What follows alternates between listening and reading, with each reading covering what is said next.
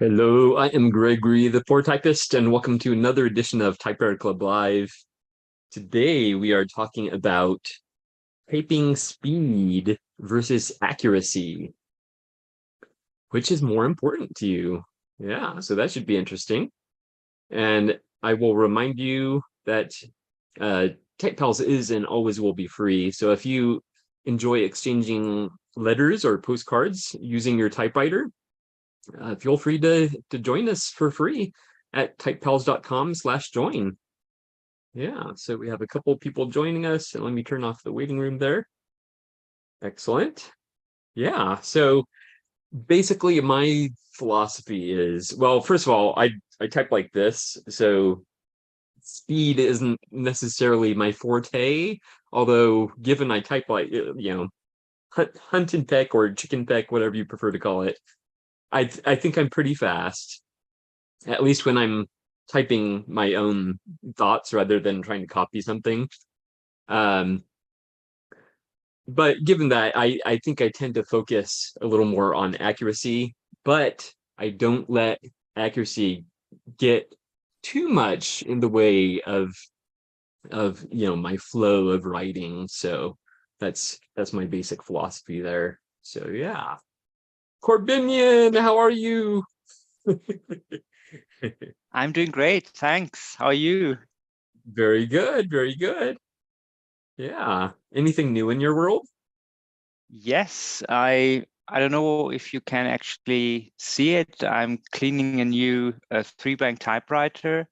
I see it. This time it's a new model. It's a Barlett Model 2. So 1939, I think, according to the serial number. And it came with its own, how do you say that, mini oil Oh, can. yeah. So it's minute, yeah, and the little Very pencil, cool. and yeah, it's a little stinky. I haven't figured out what it is, but yeah, that's that's the yeah, that's a new model that I'm currently working on. Yeah. Very nice. I'm So I'm guessing that a typewriter that old probably wouldn't have really much in the way of sound dampening, like material inside, like foam or felt. Is that the case? Is there any foam or felt inside? yeah, I think there's a little felt in there on the ribbon cover. Oh, And okay. on the sides, a little, I think they tried to retrofit it with something. So it's not that clanky. So I don't know why, but maybe it would be more if it weren't there. Yeah, Probably that's also why it has a certain strange smell to it. It's a little, exactly. yeah, That's my I thought. don't Yeah. like it. And also, So does it have the original ribbon in it? no, I took that out. That's the Okay. first thing I took out. So Okay. no, yeah. Okay. Because that would But be another I thing. have to admit that I just took it out of its box. Usually, I keep them in the upside down boxes, and I just took it out, and the whole uh, concentrated smell escaped into the room, and I wasn't Oh that happy about it. And I was like, okay, that's what you get from trying to fake it and put a new machine on the desk for type files. no. Oh well. Oh. Oh man. Oh yeah. Wow. Yeah, you made the ultimate sacrifice for us. Yes, no, it's fine. It's not that bad, but it was Okay. a little stinky at first. So Yeah. well. And sorry if I missed it, but have you had much of a chance to type on it or No, not yet.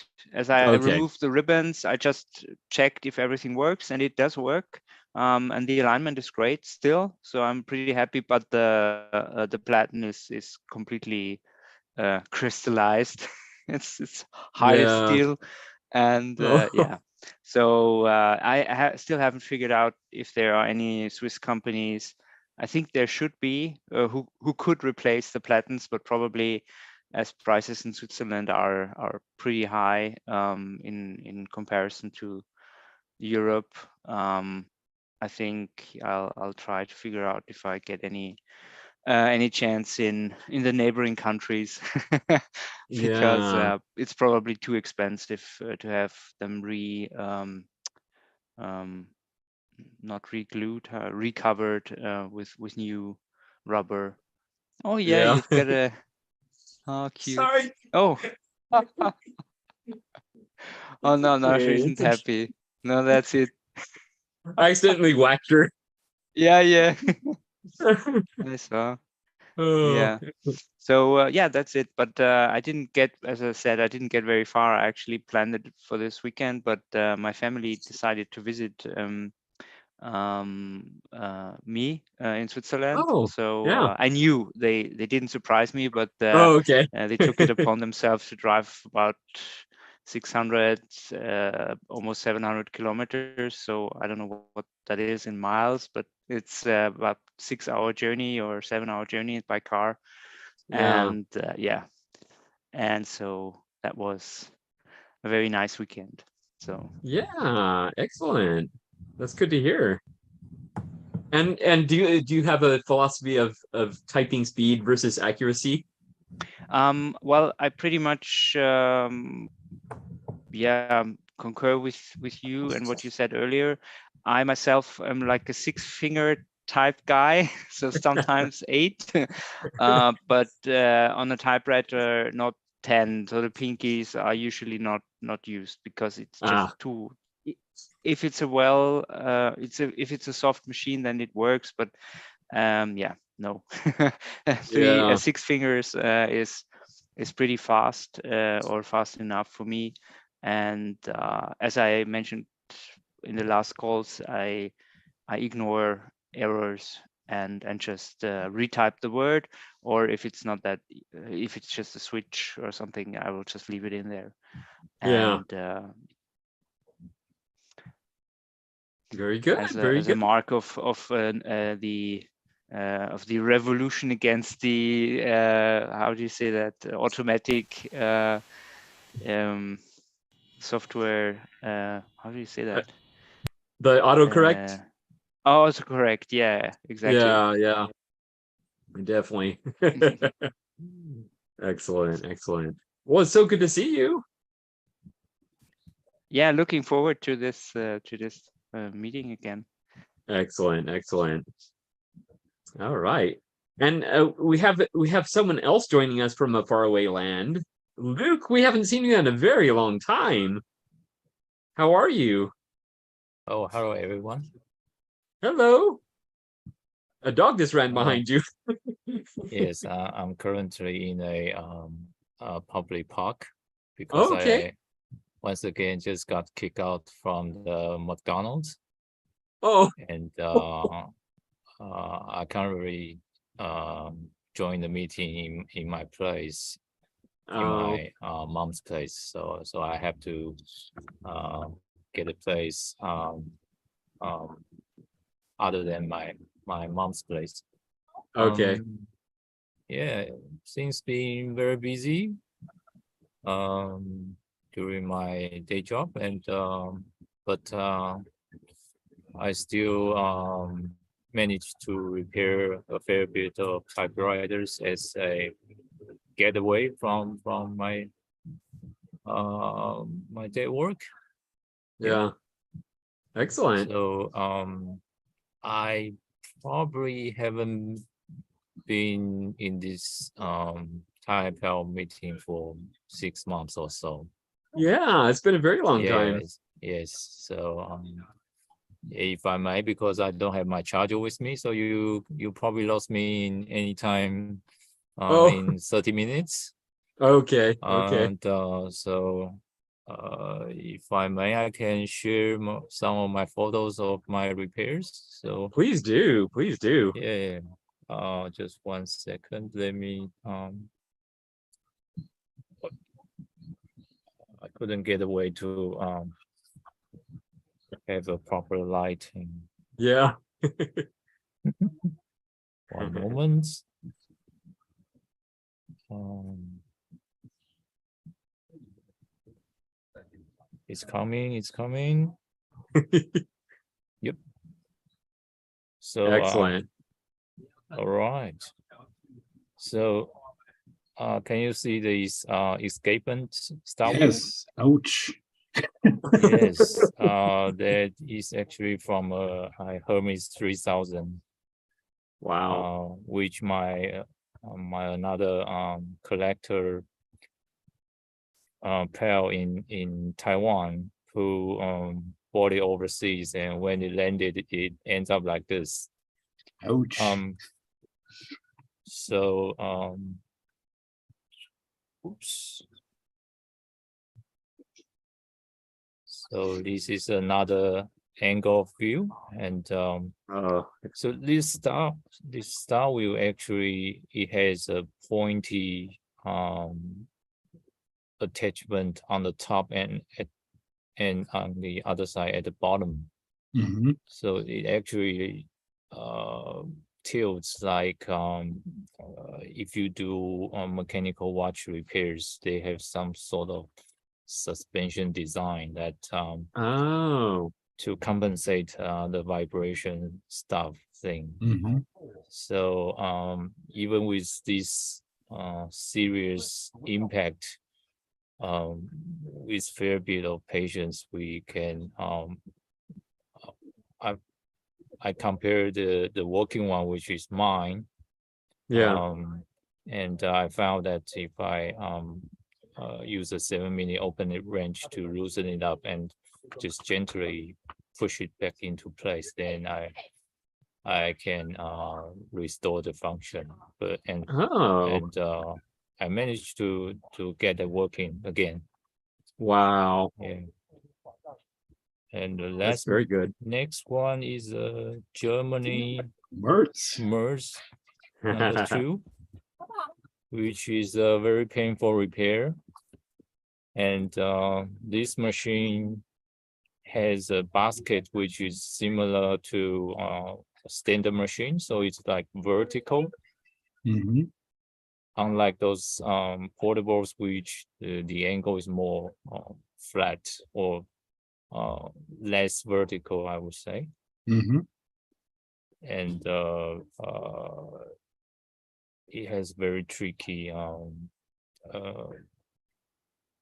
key return tension issues, which Oh, I just couldn't get it right. I managed to get it working like 80%, but oh, not good enough to my standard. Mm. And this one is actually a calculator machine, which again it's my friend bought it from overseas, and it ends up like in pieces. yeah. So he gave me as a gift, and Oh, ooh, I it's like that. it's really, really compact. It's just slightly bigger than your palm. Wow. Yeah, and but still very heavy. Yeah, yeah. And the crank is off to a 45-degree angle, which I guess it makes a unique design and more compact. Oh, So okay. I managed to put it back, and it works okay, but still got some sticking issues. Mhm. So I need Okay. to dive down even deeper. Wow, that's pretty amazing though. And I then got Woo. two. For some reason, I have a few clients or people ask me to fix them typewriters, and mysteriously their typewriter was like as an analogy, it's like the kidney got stolen. I just say that the machine looks perfect, but the the carriage rail which is gone, Wow. and it's very strange to me, because if I manage to salvage parts, I wouldn't bother the trouble to reattach the carriage back on, so on and so forth. So I Yeah. got two Olivetti Valentines, which again in pieces, and they lost the carriage rail. Carriage bearings and the Mhm. star wheels thing. So I have to salvage one from the other Olivetti. This one is, I guess it's 25 or leather 25. Okay. And to salvage those bearings, bearings retainers, actually it can be easier than I expect. So just undo those two screws on the bottom left and bottom right, Mhm. and we can sort of move the back panel away to move that margin piece away. Then we can easily remove that carriage. Yeah. So yeah. And to reinstall the star wheel and carriage retainer is really painful. So Yeah. I checked all the methods that typospheres use, and I came up with my own approach, which is the tape approach. So I sort of temporarily tape the bearings onto the retainer and feed them into the rail. And once those bearing bolts are in place, then I just gently pull out the tape, and then everything is in the right spot. Oh, wow. But with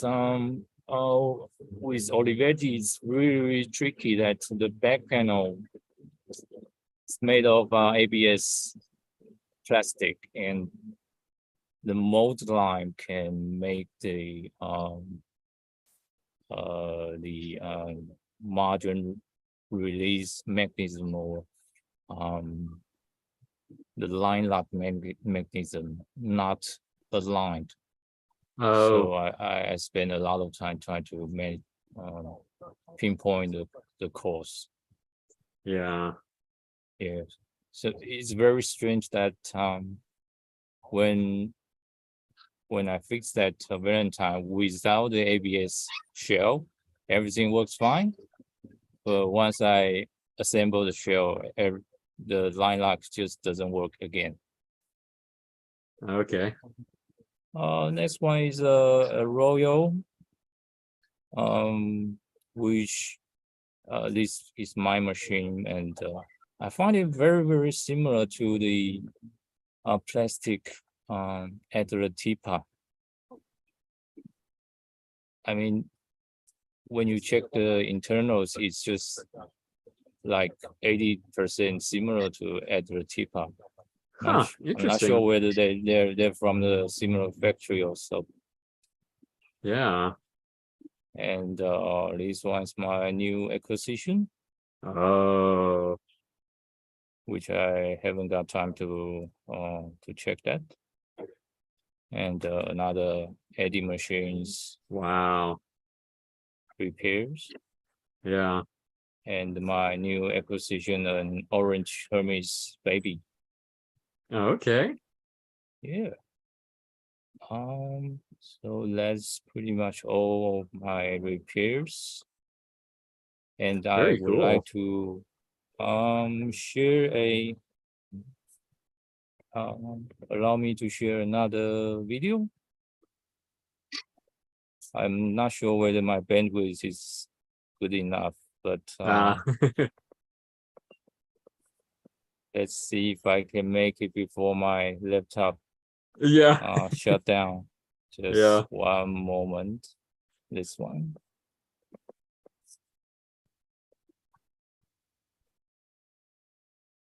So this is the time lapse of reassemble that eddy machine. Oh, cool. So with eddy machines, it's a bit difficult because that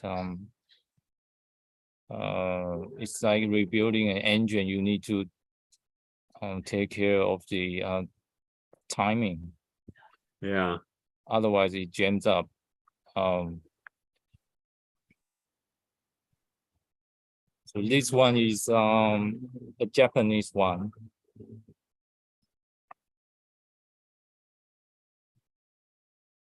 And this is only one of my attempts trying to rebuild it. And of Okay. course, I didn't get the timing correct.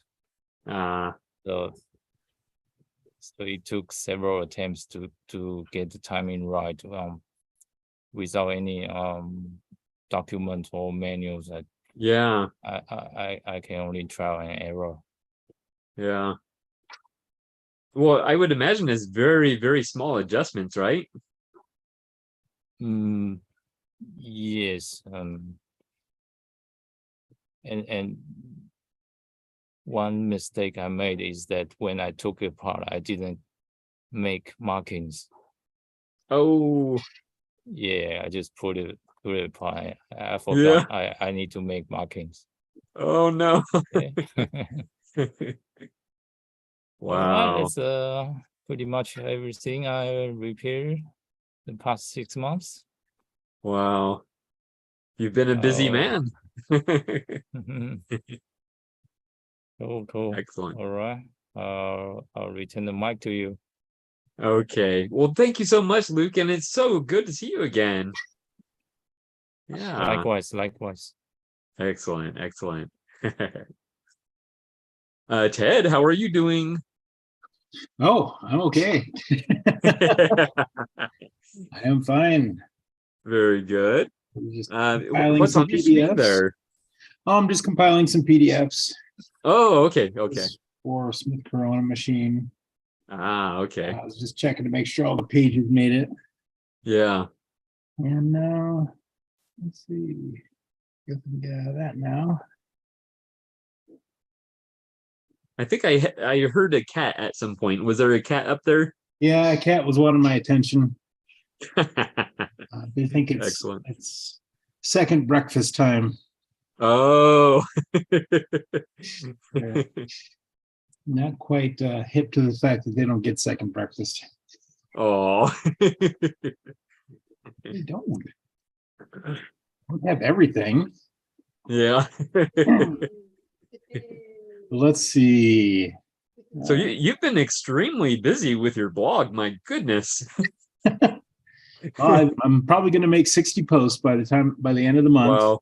Yeah. And I was shooting for 50. So Now, are you going to take March off? I'm going to slow down quite a bit for March. Okay. Get some other stuff done and maybe not be so public all the time. I know, right? Yeah, I had to shut off the camera when I logged in because you almost got an eyeful of wife there. It was a family-friendly show.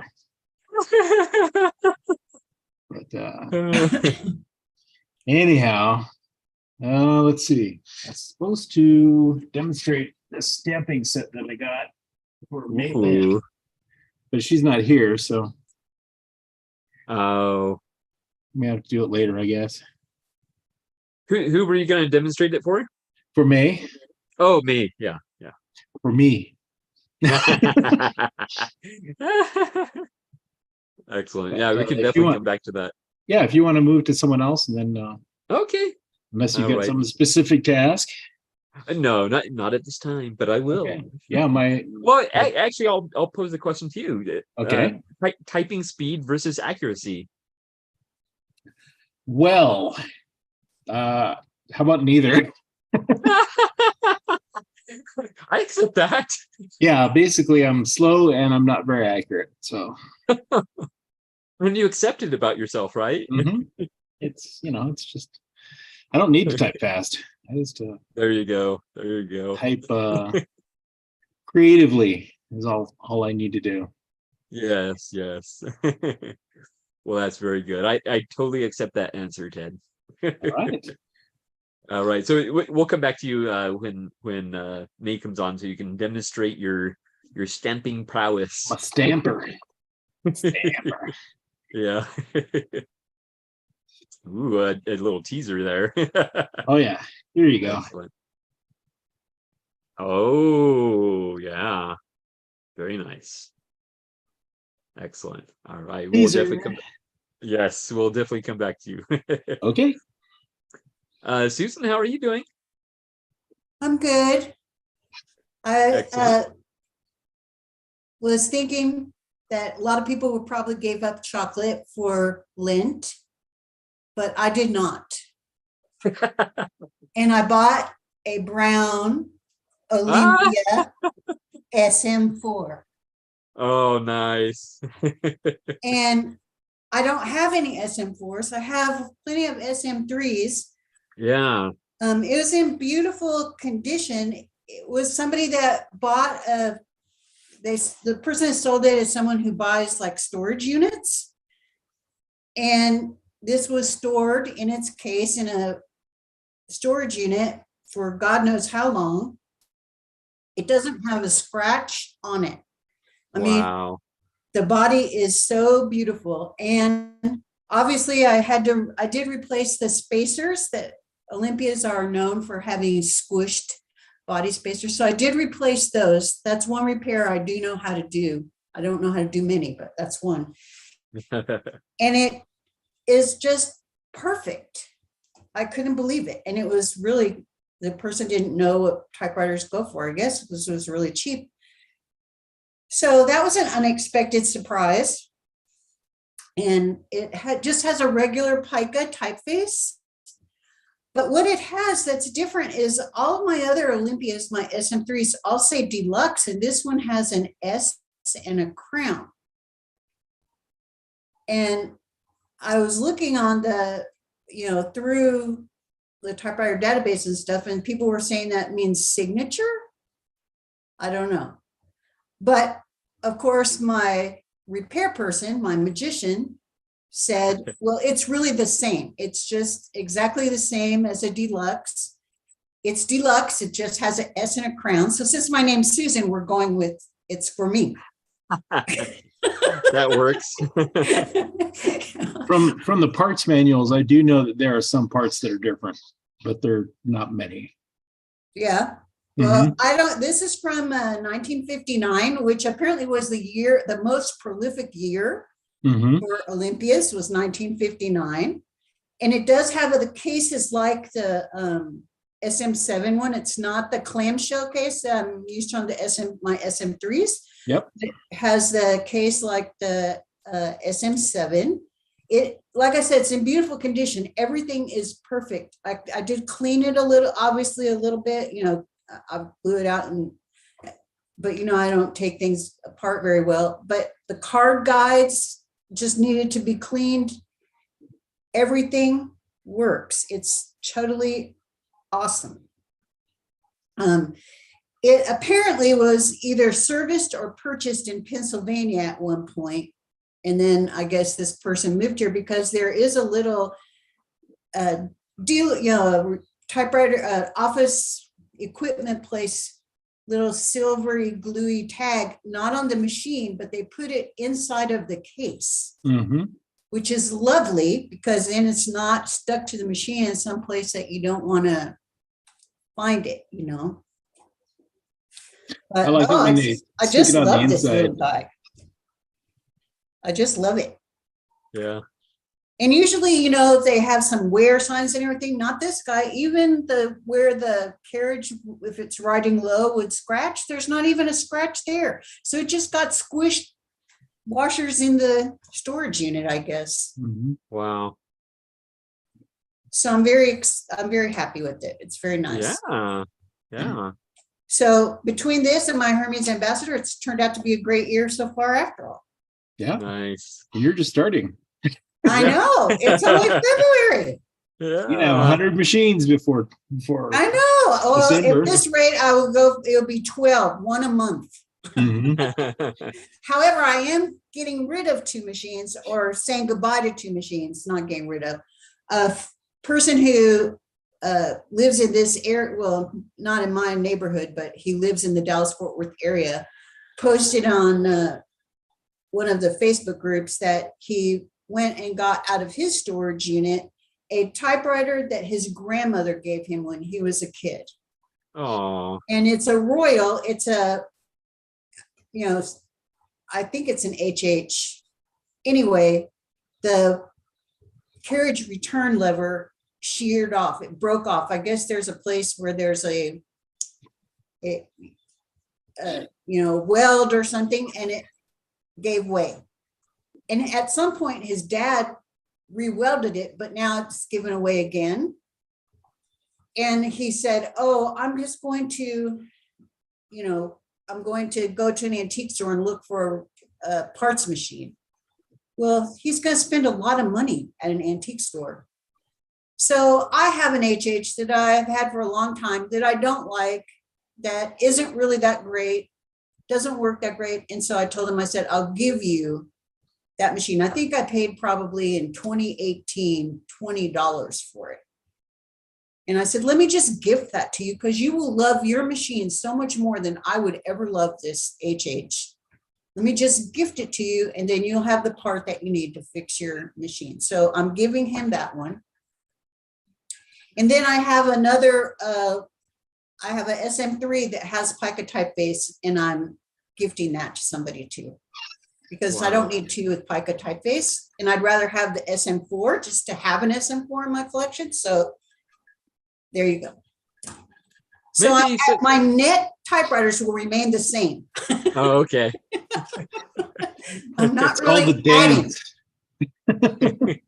Well, I think I will get. I have the ambassador instead of the HH. Ambassador. No, I'm going to love the ambassador 1,000 times more than the HH. Yeah. I actually plan to get a Hermes ambassador next month. If that particular listing is still there, which I visit the antique shop once and check that machine, but I didn't made up my mind to grab it, but I will hold up till next month. If it's still there, I will definitely grab it. Would they hold it for you? No, definitely not. Oh, okay. Yeah, but it's pretty much because I saw Susan's photo sharing on the Facebook. Yeah. Which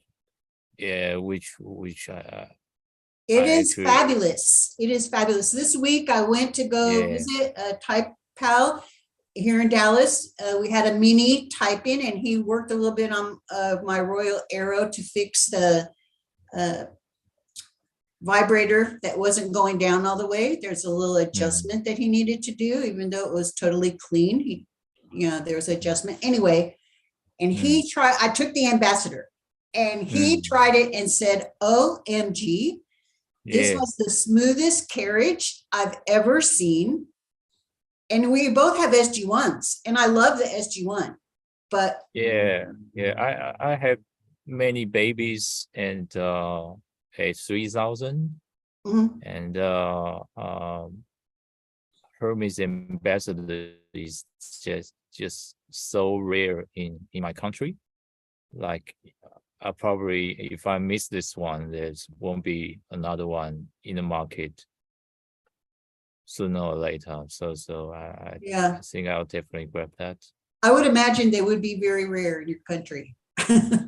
They're, the ambassador, they don't come up all the time in the United States actually either. I don't know. People just didn't go for it because it was so big. I don't know.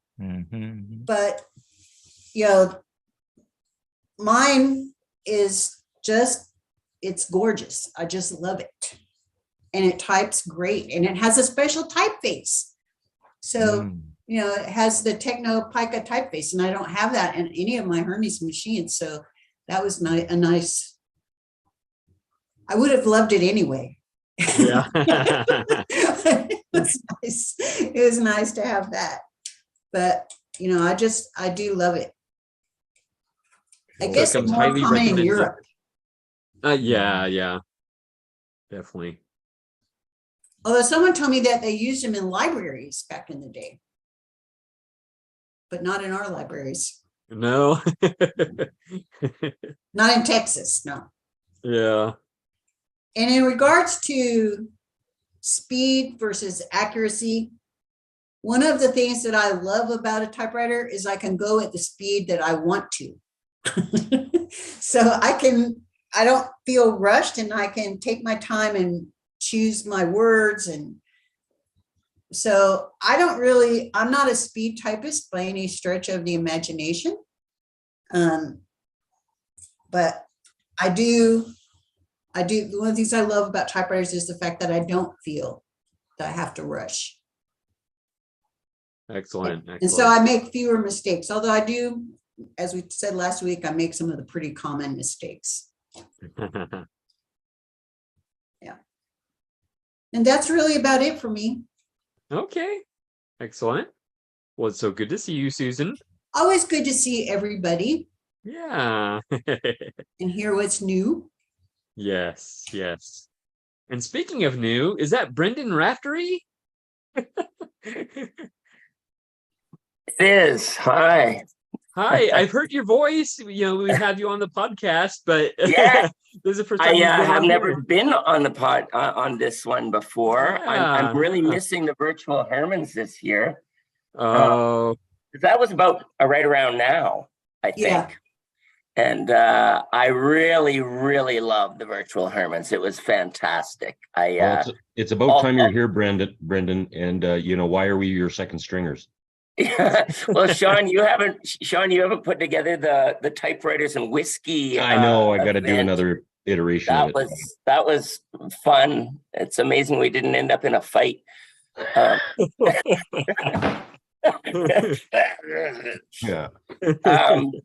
Yeah, no, it's great. I've just bought a few more this week. wow. Actually, yeah. Oh, I just finished. This one right here. This is sort of ode to Sean there. Is that a Toronto Thomas and Corny stat? Is that a It's oh yeah, Vancouver. that's beautiful. Yeah, and they sure shine up nice. I really had a struggle with initially when I got this gifted to me by a friend, and when you hit the space bar, it moved, but when you hit the keys, it didn't advance the escapement.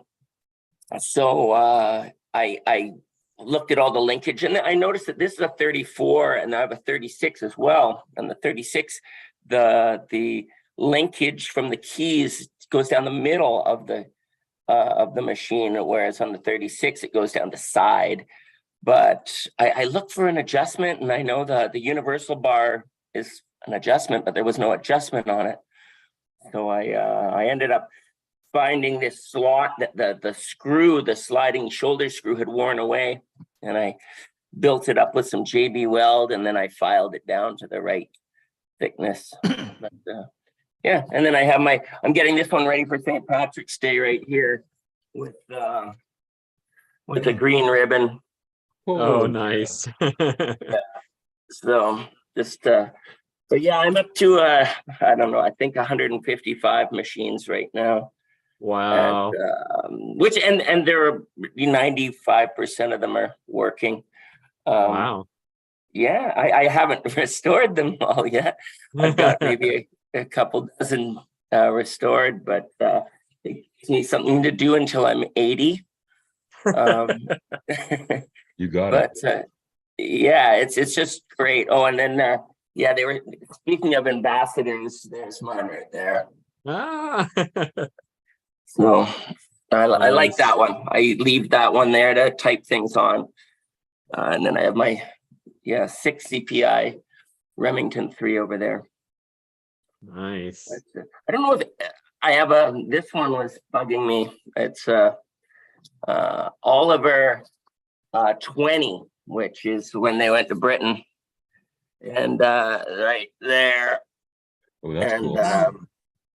yeah, that one, unfortunately, you just don't see them, and it's missing a couple parts. So it's a Halden Norden kind of remake by Oliver in England. So I reached out to a guy in Sweden to see if he knew of people over there that might have parts, or Denmark, because that and even the UK type club I'm on online.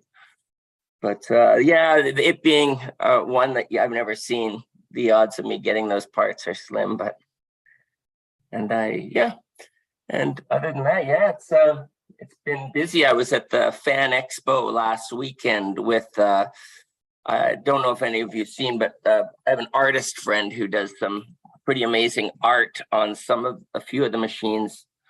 And we were at Fan Expo last weekend in Vancouver, and I had a booth with a bunch of typewriters there, and it was great. There was probably 30,000 people walked by, and Wow.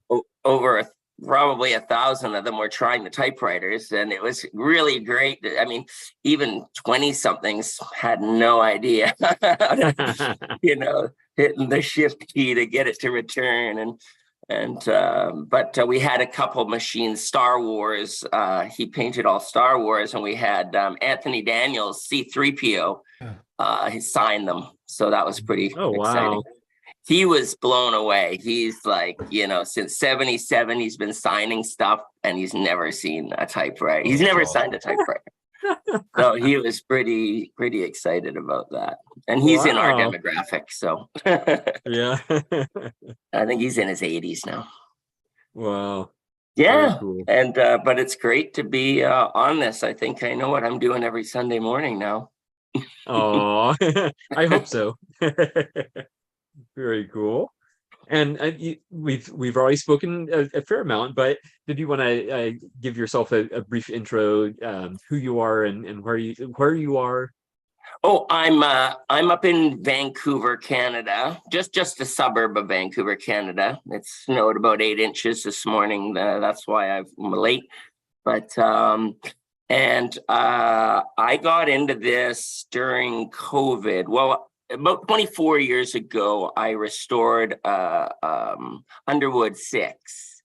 I had 2 of them. I got them $5 at a garage sale. And I had lived in a cabin by myself and thought, well, let's make 1 out of 2 because I needed parts. And then I had just painted my car yellow with spray bombs. And I thought, well, I got this paint left over.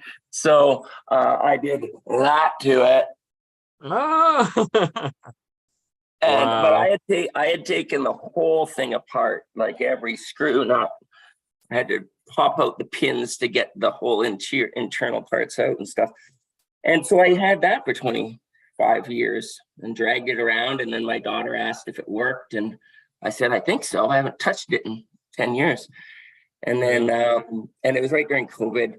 And then I searched up some parts and found the parts or the maintenance group and stuff on Facebook.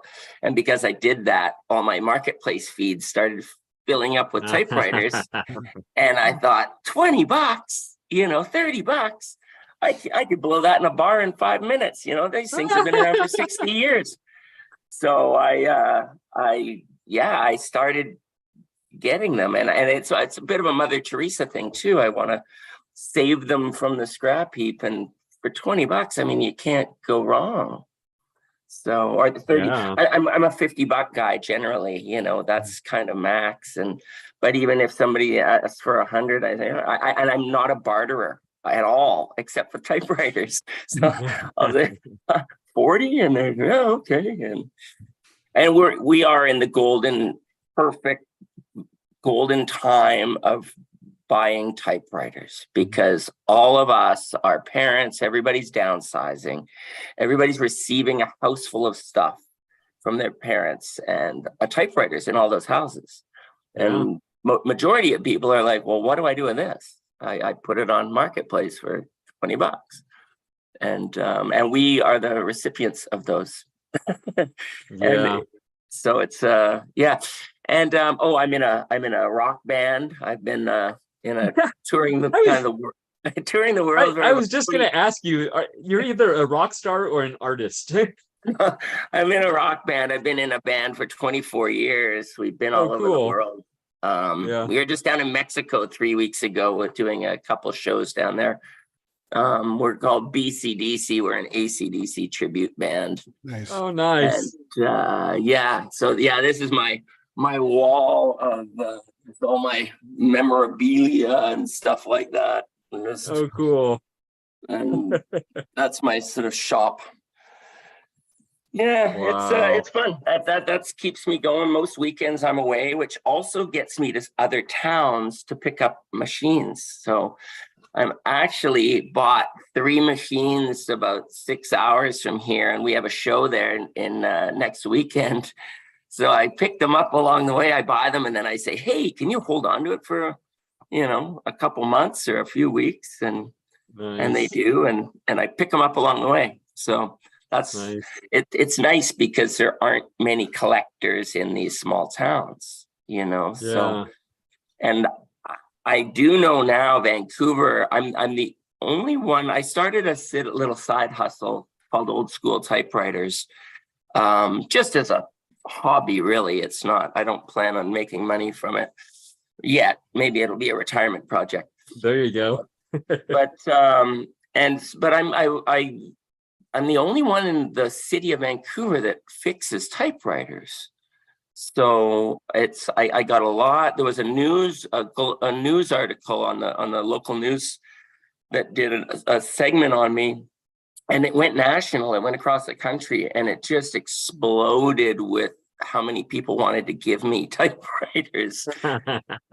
And I got an email a couple weeks ago from somebody that said, "Hey, I saw the article, an article on you on the news, and my father were selling his house. He was a repairman from the 40s, typewriter repair guy from the 40s. And there's a house full of typewriters. Do you want them all?" And I said, "Yeah." They said, "Well, when we sell the house, we'll call you." And it's a good, probably 7-hour drive for me, but I'll bring the van and load it up with typewriters and Wow. figure out where I'm going to put them. Nice. I'm not Nice. allowed to put them in my wife's side of the garage. So yeah. Excellent. And yeah, so that's my thing. I'm just up in Canada, and Okay. when I'm not fixing typewriters, I work for Hewlett Packard in real life. I fix Oh, big okay. industrial printing presses. So they're about 60 feet long and print labels and things like that. So that's Nice. my real gig. So I like the mechanics, but as soon as you put a motor or engine on it, it's more like work. So I really enjoy the analog when I get home. Yeah. And yeah. I'm all about speed, not accuracy. There you go. I just try and go as fast as I can all the time. And if I have to read it, I'll if I send it to the Queen, I might, slow down. Yeah. But that's about it. Excellent. Did you mention what instrument you play? I'm the lead singer. Oh, lead singer. There you go. Yeah. Screaming Excellent. AC/DC for 24 years has kind of Yeah. graveled my voice up a bit. I hear it. I hear it. Yeah, we've been all over the place. We've been You're down the to, Angus Young of the band. sorry? You're the Angus Young of the band, right? No, I'm the Bon Scott / Oh. Brian Johnson. Angus Oh. is the guitar player. Yeah. Gotcha. I'm so sorry. Yeah. And so we've been to China and Thailand and all over the States, Canada and Mexico, and it's fun. It keeps going. I keep thinking it'll end one day, and it keeps going. Yeah. Hobbies that make money are rare. Yeah. Yeah, it's true. Does your singing style lean more towards Bon or more towards Brian? I'm better at Bon. Bon's an easier voice to do, but when the crowd's chanting Thunderstruck, you kind of have to give them what they want. Oh, that is so awesome. I'm a fan of AC/DC. So, Yeah. Is your music available online? Oh yeah, we have or bcdc.ca is our Okay. website. There's tons of YouTube stuff. Cool. BC, hence British Columbia, BCDC. Ah. So we started it as a bit of a lark, thinking it would last 6 months, and then it's taken us all over the world. It's pretty great. It's Wow. That's yeah, it's awesome. fun. Very Yeah, and cool. that's my other hobby, but which Yeah. yeah. I'll have to look it up. But it's so good to finally meet you. Yeah, no, it's good. I this is great. I can Yeah. work on machines and talk shop. Yes. You have plenty of machines to work on. Yeah, I'm just starting a Patria. I haven't decided what I love is deciding the next machine to go on the bench. So Yeah. I'm one of these Patria Oliver Couriers kind of things. I have a couple of those, or an Underwood Universal from the 30s. I haven't Yeah. decided which one yet. Okay. Very cool. It's good to see you. Yeah, thanks. Sean, how are you doing? I'm just mesmerized by Luke Liu riding through the streets of Taiwan right now. I know, right? Yeah. Anyway, yeah, And- good. Thank you for getting that off the screen because I was staring at it. I was gonna get I know, was just about to put him back on. oh, you should. Yeah, it was good. There we It's, go. Oh, perfect. There you go. Now I'll just stare at that for 5 minutes. Yeah, no, things good. I've got a couple new typewriters in the last week. This one here I got yesterday at an antique show, an SM3, with the burgundy red colored keys. And it was reasonable compared to the other two typewriters that were there that were far more and much crappier. So yeah, it is what it is, but I worked out a deal with this guy and so got myself another Olympia just because I like Olympias. And I sold my gray one off years ago, so this sort of filled in a gray hole in the collection again. Not that I need all the colors, that's just the way it worked out. Yeah, and then the other typewriter I got, which I had mentioned, sort of told about a couple weeks ago, I got it, but it wasn't. It was sold as restored and serviced, but not cleaned, not restored in any way. Some things didn't work, and there was a couple additional notes about other things that didn't work that weren't disclosed in the ad originally. So that made me super cranky and upset. And still a little cranky and upset about it right now. Yeah, so, I feel it. I feel it. Yeah. So I just got to, and being a Canadian, it's hard for me to be a meanie sometimes. So even if it's reasonable, like this is reasonable, but I'm having a hard time writing a nasty email going like, come on, buddy, you said this, but it's not that. So I want to return this. Anyway, I got to do that. But other than that, yeah, not to be a Debbie Downer, but yeah, other than that, all good. Excellent, We excellent. had a good time on Type and Talk last night, and cool. A bit of the whiskey came out. It wasn't really Typewriter Whiskey Club, but sort of evolved a bit into that. Yeah. Diane, who brought a Dr. Pepper, which is okay. We accept all kinds of soda pops. And in answer to your question about typing speed versus accuracy, I think it's like driving a car. Typing is a combination of a steering wheel and a gas pedal, and it depends on the application you are doing at a time. When I finish working on a typewriter, servicing it, it's all about speed. You just go as quick as you can to make sure you don't hang anything up and everything's working. Writing letters, it's more about accuracy, unless you really have a understanding with the recipient of your letters that it doesn't matter how badly you spell everything. Creative writing, it's a bit of both. It depends on when you get excited. You get really there, you're in the zone, just lay it down on paper. Who cares? You can go back and edit it later. And then other times you got to slow down and be a little more accurate when you want to convey a thought or a story plot line. And then stream of consciousness writing, just neither, whatever you want. Just go with the flow. Go fast, go slow, screw up, don't, whatever you want. So yeah. Yeah. I like that answer. Definitely. I gave it some thought and I wrote it out. That's what you're supposed to do.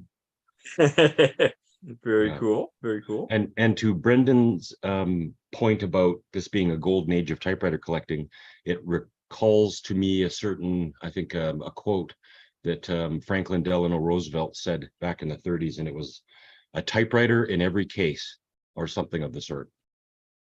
That he committed that everybody would have a typewriter.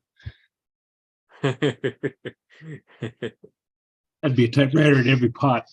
Yeah, but they were still putting it in the cases. I don't think they ever perfected the typewriter in a pot sort of thing. Well, that's how you do the rubber ducky treatment. Use a big pot. That's There true. you go. That's how I did my evaporust. The bucket's still on the back porch. Evaporust, Yeah, yeah.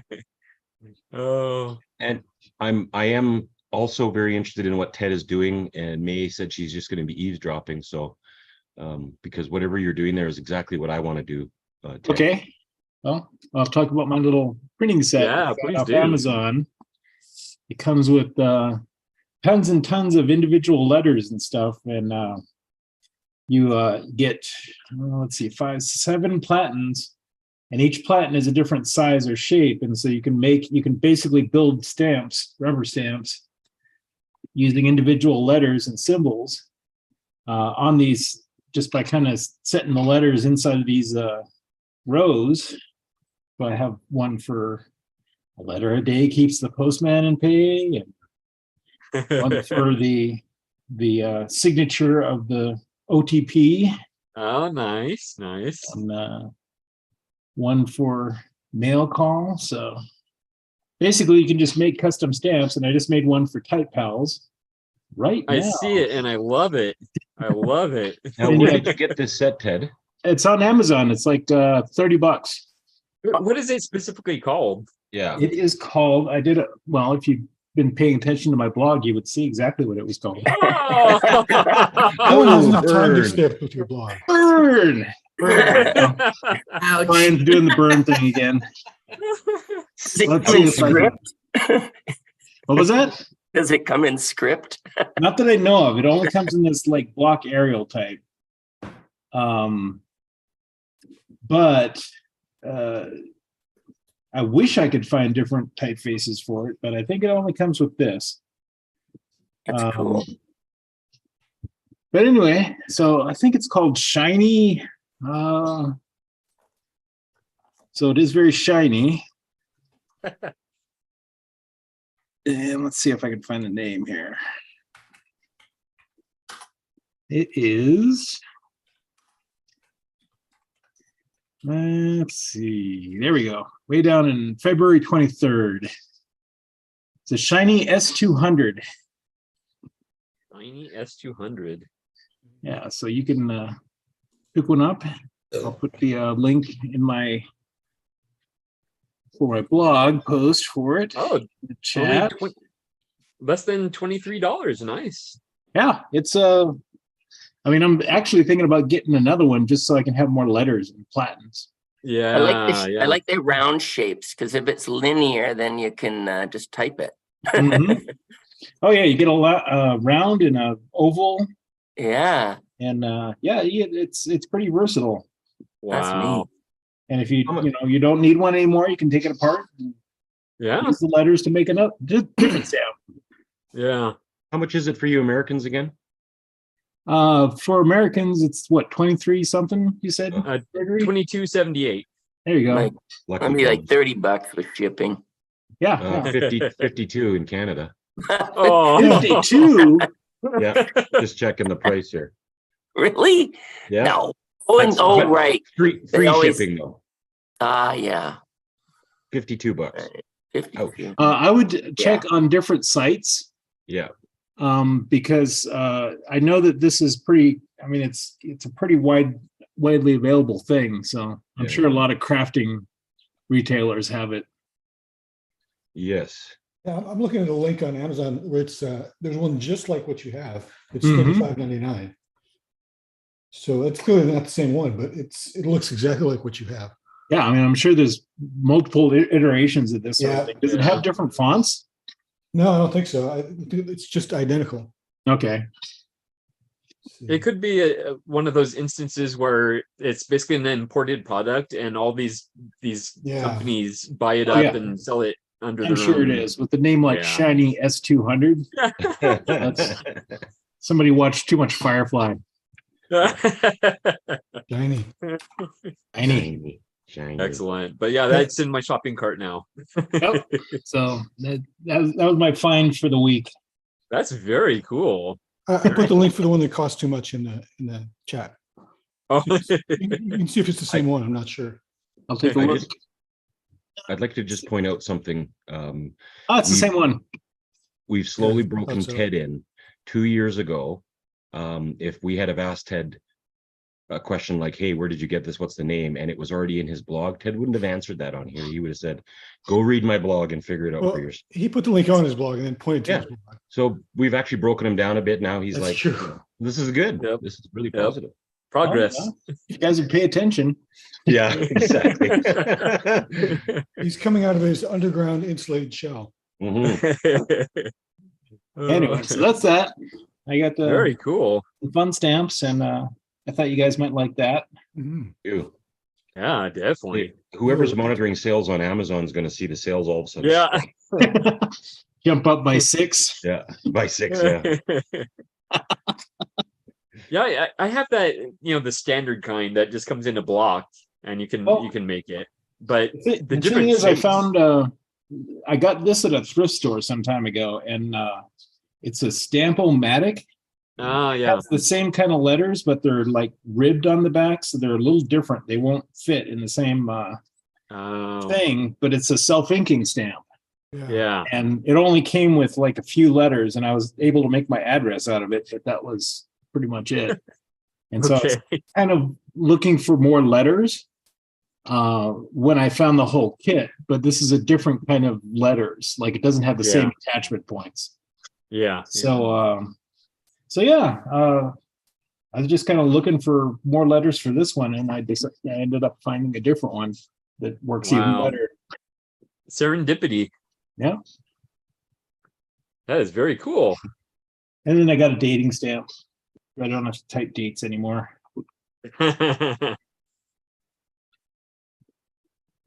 Yep, very cool. That's about it. That's all the new stuff. Excellent. Well, hopefully May was able to catch that. I know she was listening in. Yeah, very cool. I love that sort of thing. So Yeah, and it's easy to do. I just built this stamp like while you guys were talking. yeah, I saw that. Really easy to put together. It's very I was cool. I was creeping your video feed while other people were talking, watching you do that. So that's why I had to say it. It's basically letterpress, so Yes, press. yes, yeah. chomp. Now, Sean, I do want to mention to you, I've purchased things on other countries' Amazon before. For example, I was gonna purchase what was it? Oh, some fountain pen ink. Well, they didn't have it on the US Amazon. I tried to order it on the company's website, and they were going to charge like $60 shipping for ink. So I went onto the German Amazon and was able to order it on there. I only paid $16 shipping. So I don't know if looking on the US Amazon would work as far as the price or anything like that. It may or may not help. You are right. Yeah, like 'cause my app on my phone defaults to Amazon.ca, but you can definitely change countries, and then they do ship some stuff. So you're right. I should do that. That might save me and Brendan like $26 right there. Yeah. Luckily I have another typewriter collector guy near me that has a PO box just across the border here. So I can order stuff and ship it there, and he picks it up for me, and then I just pay him whatever the difference is, but which is really handy because we're really only 40 minutes from the border from here. Oh wow, yeah. So he just runs across, gets whatever, and then brings it back, and so that's very handy to have. That's how we smuggle typewriter parts and guns. Yeah, and that's exactly okay. right. Spare parts mules. Yeah. Oh man, that's funny. Excellent. So right. who is this Rafferty B guy that collects typewriters? What kind of person collects all those typewriters? Crazy. They're crazy, those people. Yeah. Well, welcome. I never saw you before. Welcome. I listen to your music all the time. Oh wow. I love you. I love your song. Wow. Wow. Yeah. Thank you. Well, that's really awesome. Well, And no, that's- thank you. This is And that's cool. coming from a fellow musician.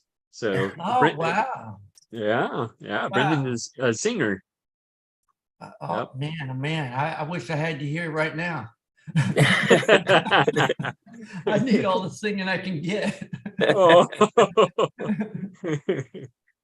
Very cool. All right, let's see. So yeah, anything else new? We were talking to Sean, right? Yeah, I threw it off back onto Ted, and then we just sort of Yeah, mixed okay. up there. No, I'm all Okay. good. We can move on to others. We'll Okay. just kick in and yeah. Excellent. Brian, how are you doing? Good, hold on. Brian. Hi, We've been put on hold. hi, everybody. I'm good. I've been carrying my everyday carry notebook around, Ooh, cool. so I enjoy that. I did took it apart and did some daily posts, just little notes here and there. Nice. Mostly apparently about how much I hate going to the doctor. That's what most of them are about. Ah, And there's like pages and pages of that. And then I got a pen to go in my holder. I got a Rotring 600, oh yeah, a nice little metal pen. those are nice. I enjoy that. Very cool. So that's fun. Yeah, anything else really fun. But my dog's being a dog, as he want to be. Oh, Yeah, he's just sleeping. yeah. He's very low key right now. Yeah. Excellent. Typewriter stuff.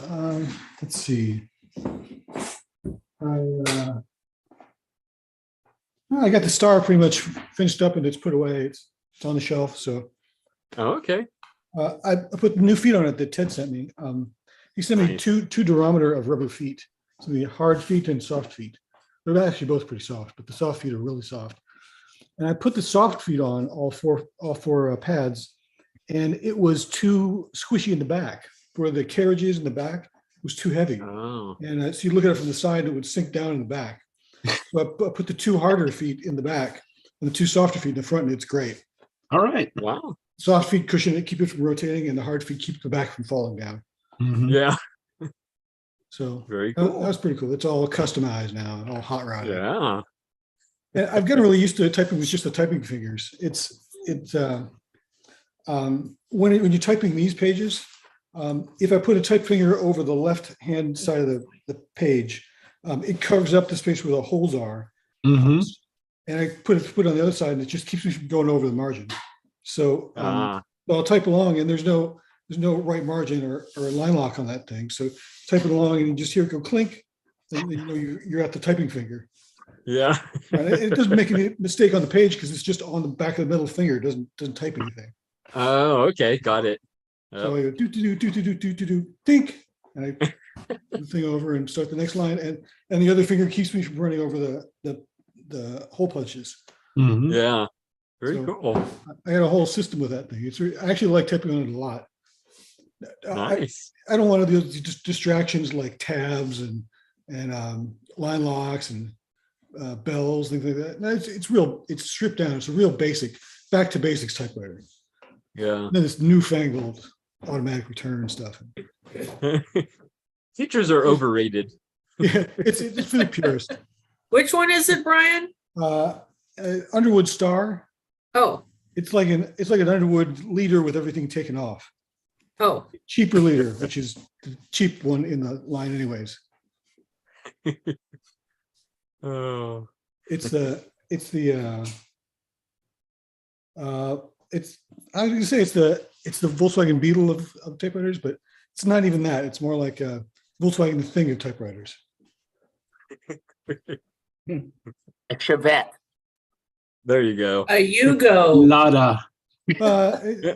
Yugo is disparaging the Underwood company. I wouldn't call it that. Oh. I'll keep it in the air-cooled Volkswagen family and call it a thing. That's about right. Yeah. Nada. His car. His car. Yeah, so that's it. I'm just hanging out, listening to you guys. Excellent. Well, it's good to see you, Brian. Good to be here. Diane, how are you doing? I'm doing all right. That's good. That's good. Anything new in your world? Jumped off of me and stabbed me with a claw. Oh, He oh, didn't mean to, but anyway. Yeah, it's kind Anything of what new? happens when a cat decides to jump off the lap. So Oh yeah, yeah. yeah, you get used to having claw marks and claw dings, and I don't think I have anything new this week, typewriter related. Yeah. And what are your thoughts on typing speed versus accuracy? Well, I like to have both. And you know, having participated in a few of these typewriting speed contests, although you know speed is relative. Sorry, come on, Hogan. Yeah, it's cat butt day. Yeah. Yeah, speed is relative when you're talking about an 1899 Smith Premier 4. Yeah. On anything else, you know, I'm sure, you know, you want to have a good balance of speed and accuracy. Yeah. And you know, I take that even to that level. So anyway, I don't know if that's if I've heard some people are all for the speed, and I guess some have been for the accuracy. I don't know. I wasn't on at the start, so Yeah, yeah. Well, now how realistic is it being accurate on a blind typer? well, that's what I mean. The speed kind of you know, it's like the speed Yeah. kind of goes down a bit because I have to think about what I'm typing. So you know, the fact that when we did virtual Hermans last year, I think my actual final my final words per minute was a whole 17, which for me is pretty good on that thing.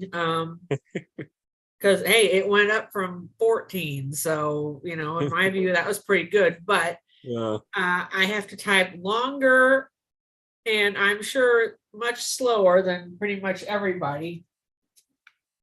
But you know, it is what it is. I think that category is ancient, difficult.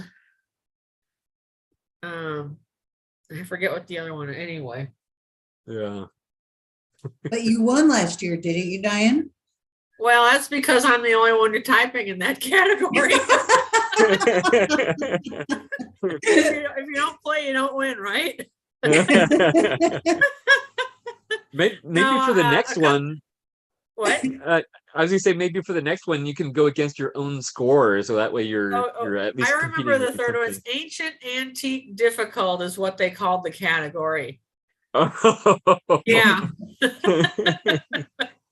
Yeah. As opposed to, you know, all these machines from the 40s and 50s that are modern. Yep.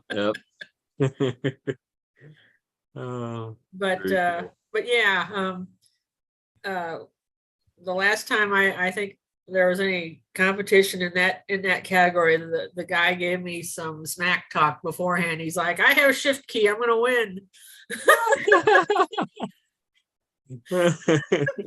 I said, no shift, no problem. Yeah. I still need to make a t-shirt that says that. Yeah, that'd be good. and put a picture of Smith Premier on there. Yeah, for context, yes. Now I'm trying to visualize typing on one of those. Is it possible to touch type on one of those? Not very well. Okay. Unless, you know, if you're doing all lowercase, sure. Okay. But, you know, for doing uppercase, if you want any accuracy, you know, I'm sure that the people of the time were trained such that they could do that, but I Yeah. am here and now, and I am not trained to touch type on there. I just do the best I can. Yeah. Yeah. I find it interesting that the books that I have that mention the Smith Premier typewriters don't actually say, you know, they state the home row is the same as every other typewriter. They don't have you up further up on the keyboard, because, well, that would like really be uncomfortable doing it. But so anyway. Okay. Interesting. Very cool. Well, it's good to see you, Diane. And let's see here. Larry? Oh, I think Larry's eating. Yeah, I mean, I don't. Are you having a salad? Yeah, it takes forever to eat it anyway. So look at this. This is a big salad. It is Yeah. a big salad. This is called a Larry salad, by the way. A Larry salad? It really is. That I eat there so much they named the salad after me. So, Oh. but this is the way I asked for it. So, Yeah. so but it takes a long time to eat because there's a Yeah. lot of stuff in it. Yep. My dad used to call it rabbit food. Oh yeah. Yeah. Yeah, I don't know. I've learned to love it. It's supposed to be good for you, and so I'm trying to do that. And then it's like I just eat to live. I don't live to eat. So I like trying to do what's good for me type stuff. Yeah, I mean I'm 120, so I mean it's working. Hey, you look good for your age. Thank you. Yeah, You're an inspiration. Yeah, I mean, for 120, not bad. Yeah. That was your weight. So now, what'd you say, Rich? I said, I thought that was your weight. Well, that probably about is right. Oh. I think you're pretty close. I didn't think of that. Oh. Last I looked, it was almost 140, but that's like what my whole life that I hovered around that, except when I started getting older and started realizing I need to throw like drier wood on the fire, not so much the heavy green stuff, because the heavy green stuff just, the fire's gonna go out. You keep throwing too much stuff on there. So You're lean and mean, Larry. It's trying to awesome. keep it burning hot, Yeah. So that speed versus accuracy, it's illegal. One thing, well, I guess you can get amphetamines like speed like that, but I mean, but caffeine even messes my accuracy up, so I don't need any of that either. So yeah, you didn't need to worry about your accuracy and forget about the speed. That's the way I see it. Okay. I accept that. Very cool. Well, it's good seeing you, and we'll let you get back to your salad. Your Larry salad. That's right. Very cool. Rich, how are you doing? Hello, I'm doing great, thank you. Excellent. We had a gig last night, so I had a blast. Nice. That was fun. Nice. I didn't set out for this today. I had a sink started leaking last night before the gig, so I had to put that on hold. And then our sprinkler outside started going on. We got billed $900 about 3 weeks ago. Ooh. Because one of the sprinkler diaphragms was not working, and so it was constantly on. But we were in Key West at the time, and we got it off. So we went to the water company. But anyway, I've since fixed it twice, and it kept breaking. And now I've got it working. But now another one of the systems, the diaphragm punched through. So I got to take care of that. So this morning we set out to get to Lowe's to get some parts, and stopped by Goodwill. I wasn't hunting for a typewriter, okay? Famous last words. Famous Yeah. last word. But I did find one, and it's this little guy. It's not little, it's heavy. Ah. And when I first got it and looked at it over there was nothing stopping this thing. It was kept going to the left. And so I had them plug it in and got their attention, and then there was other problems. Well, I managed to fix a few of the problems, and I told the guy he wanted 50 of the label was 50. I said, look, because I don't know if I can fix it, I'll pay 25 for it. And he said, I got to go get the manager. So he went and got the manager and explained the problem. And while we were talking, I managed to get the rest of it working right. So now it's working perfectly. It just needs a new ribbon, which it actually comes with an extra ribbon with the correction tape. But he said, well, I'll still sell it to you for 25. So I said, wow, I have never found a $25 typewriter at Goodwill before. So it was kind of awesome. So I got that, and so I'm gonna switch that out with the Galaxy I've had here for a year. I was looking for one to swap it out with, and I think this will be it. But so we're driving home from there and see a garage sale. We can't resist. And this guy is selling these. I'll show you. He's got this bag. So I said, are those fountain pens? And he goes, well, yeah, they're just vintage pens. He didn't quite know what to call them.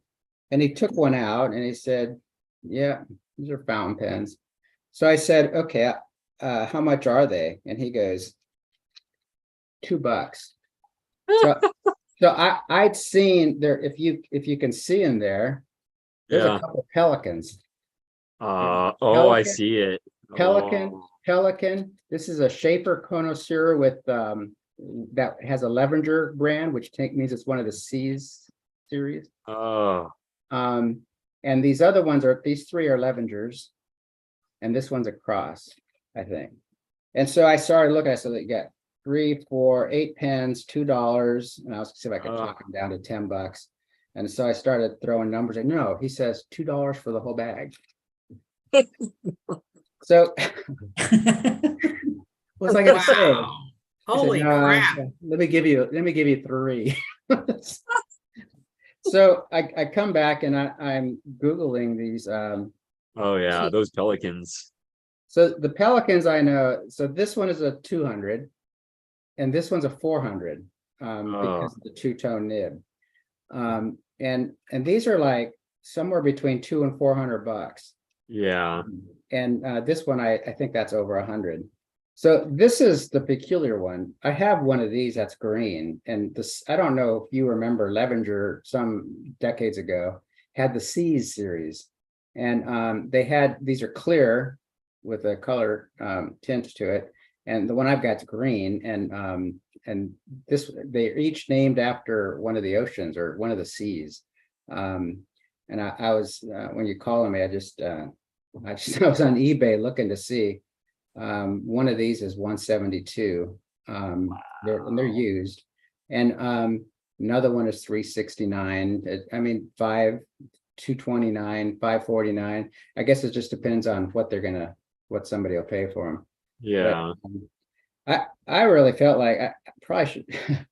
If that guy didn't own this stuff, he's going to get his ass whooped.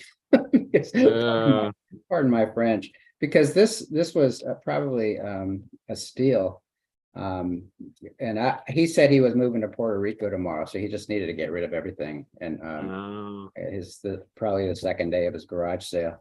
So I was actually quite surprised, needless to say. And I was tickled. A couple of these are just really, really something. A deal for 25 cents a piece. Exactly. Yeah. Exactly. And so it was my lucky day, and then getting half off the posted price. I mean, I didn't think Goodwill would let me take it for half price. I thought maybe they'd cut, 20% and bargain, but he just took my $25 offer and gave it to me after I picked it. Wow. After you fixed it, I thought it dove to 50. Yeah, exactly. That's what I was thinking. I don't want to tell him I completely fixed it. But I did anyway, and she said, "Well, I said 25, so I'll let you have it." So that's kind of my excitement, and we just got back, and I'm still kind of marinating in this excitement for now. Yeah. Those pelicans, those are pens very high on my wish list, but that price tag is not for me. So you scored big time. Big Yeah, time. I'm very fortunate. I don't know, Yes. what I'm gonna do with my fortune. I should go play the lottery, I guess. Then I think you won the lottery. I just did. Yeah, there's a couple others. I haven't valued these others are Levengers also. They have Levenger on the cap on the Yeah. ring, and just dropped one of the rings. But so I know how to search for them. Well, I'll give you 50 cents for one of those that you haven't. You'll make a profit. That's right. That's right. You'll double your money. 25%, 25-cent profit. Yeah. Yeah, for this guy. Oh, that's a gorgeous one. Yeah, it is. I like it. I have several pelicans that I love the way they write. If you haven't experienced the pelicans that they write, they're firm, but they're kind of flexible without being too flexible, and so you get a good writing experience with them. So anyway, quality over quantity is the accuracy over speed. There you go. Now, There you go. I think speed, a quality of speed is accuracy. So Oh, yeah. if you go fast and it's full of errors, then you haven't really gone fast. But there's still the other caveat is depends what you're typing, and if you're trying to get some creative stuff out, you don't want to stop and fix errors. You just want to keep plowing it out, and then you're going to edit it anyway. But if I'm typing something that's going to be, the permanent piece of something I'm typing, then I'm more concerned about quality and just making sure it's right. So, Yeah. so it's all relative. Excellent. Yeah, Yes. and with the accuracy, your speed will increase eventually. You practice just like playing guitar, you practice your accuracy all the time. Absolutely. Yeah. You keep doing it right. If you keep practicing imperfect, you get fast imperfect. But if you practice perfect, then it'll eventually get faster. Excellent. All right. Very cool. Well, it's so good to see you, Rich. Well, thank you. Nice to see you all. And congratulations again on that pen score. My goodness. And the typewriter. Yeah. You're enjoying your retirement. I should say so. Yeah. Very cool. Very cool. Marina, how are you? Oh, I'm fine. Excellent. Excellent. It's good to see you. I don't have anything new to report. I'm just reading up on all my mail, trying to catch up, and typed 2 letters last night while we were on Type and Talk. Oh, cool. Yeah, so it's about time because some of these have been sitting around for a long time. Yeah. And no, I was just about to start work on another one. I've pulled out my Olympia SM9 with the senatorial font just because, and it has a nice blue ribbon. So that was my plan for this morning. Nice. That's a win-win, a blue ribbon and senatorial. Well, I put the blue ribbon in myself, but just because, yeah, because it was probably, if you have colored ribbons, you got to figure out which machine you're going to put them in, right? Which one deserves it the most? So I figured the senatorial font. While I'm still looking for a script because I don't have one yet. Still on my wish list. Yeah. Yeah, so that's the plan for this morning. Excellent. I just wanted to say hi to the guy from Vancouver. I don't know what was your name? Brendan. Brendan. Great. Yeah. Hi. Hi. Are Yeah, you? I'm in Kelowna. Oh, no way. So that's why I was Oh, we got someone else on in the West Coast here. I buy a lot of machines up in Kelowna. I've actually Well, don't, because they're mine. I'm glad there's other people buying them because then it's like a bit of competition, right? It's and I don't get them all. I can't have them all. So Yeah, we're still pretty lucky that they're not super expensive here yet. No, even on Marketplace. I mean, there are some, but yeah, I mean, it's still, you can still pick up some pretty decent finds at the thrift stores. Yeah, the marketplace is kind of what I do. I've never had a machine shipped out of 155. It's just, I just see the horror stories daily of machines that have been 80 years old and they've been great until just one day and then it's gone. Yeah. And so I'm picking up when I'm up in Armstrong, and I have a show up in Revelstoke on the 10th. And so I'm picking one up in Armstrong and Kamloops on the way through. Great. Yeah, And yeah, on yeah. one Well, and, Revelstoke as well. Yeah. and I was direct messaging you because my family, I don't do camping. I just don't do camping, but my family like to go camping without me.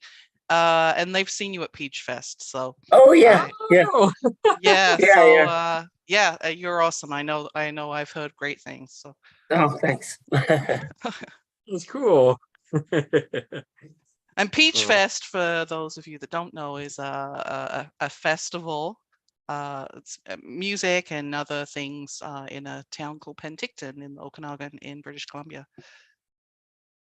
So And it's are the there next town down from me. Yeah, and it's obviously the region's famous for peaches. Okay, okay. Very cool. Yeah, here in California, well, it's up north from me, but uh they have the garlic festival. I forget what town it is. I think it starts with a G actually. But Gilroy, it's in Gilroy. yes, thank you, Rich. I've been there several Yes. times. Yeah. Nice. Yeah, so very cool. I do enjoy peaches. And there's that song about peaches, millions of peaches, peaches for me. Well, I don't know that one. Where I am is more famous for apples. Oh, okay. With the Sunripe factory here and wineries, right? So yeah, if you want some wine, we've got lots. Good stuff. Excellent. Now that song is by presidents of the United States of America, so also known as PUSA. They were, I guess they were kind of one-hit wonders. Yeah, but they had a song about peaches for free. Well, they had the other one too, the oh God, what was it? The whatever, the whatever song. So my buddy comes up to me and he says, but I'm like, whatever. Oh yeah. Yeah, that was funny too. It reminds me of an SNL skit, but anyway, yeah, they were Okay. one hit or two hit wonders. Yeah. I don't think it was ever a single, but they had a song about a cat sitting on your foot and it scratches you through your jeans. Yeah, they're a funny band.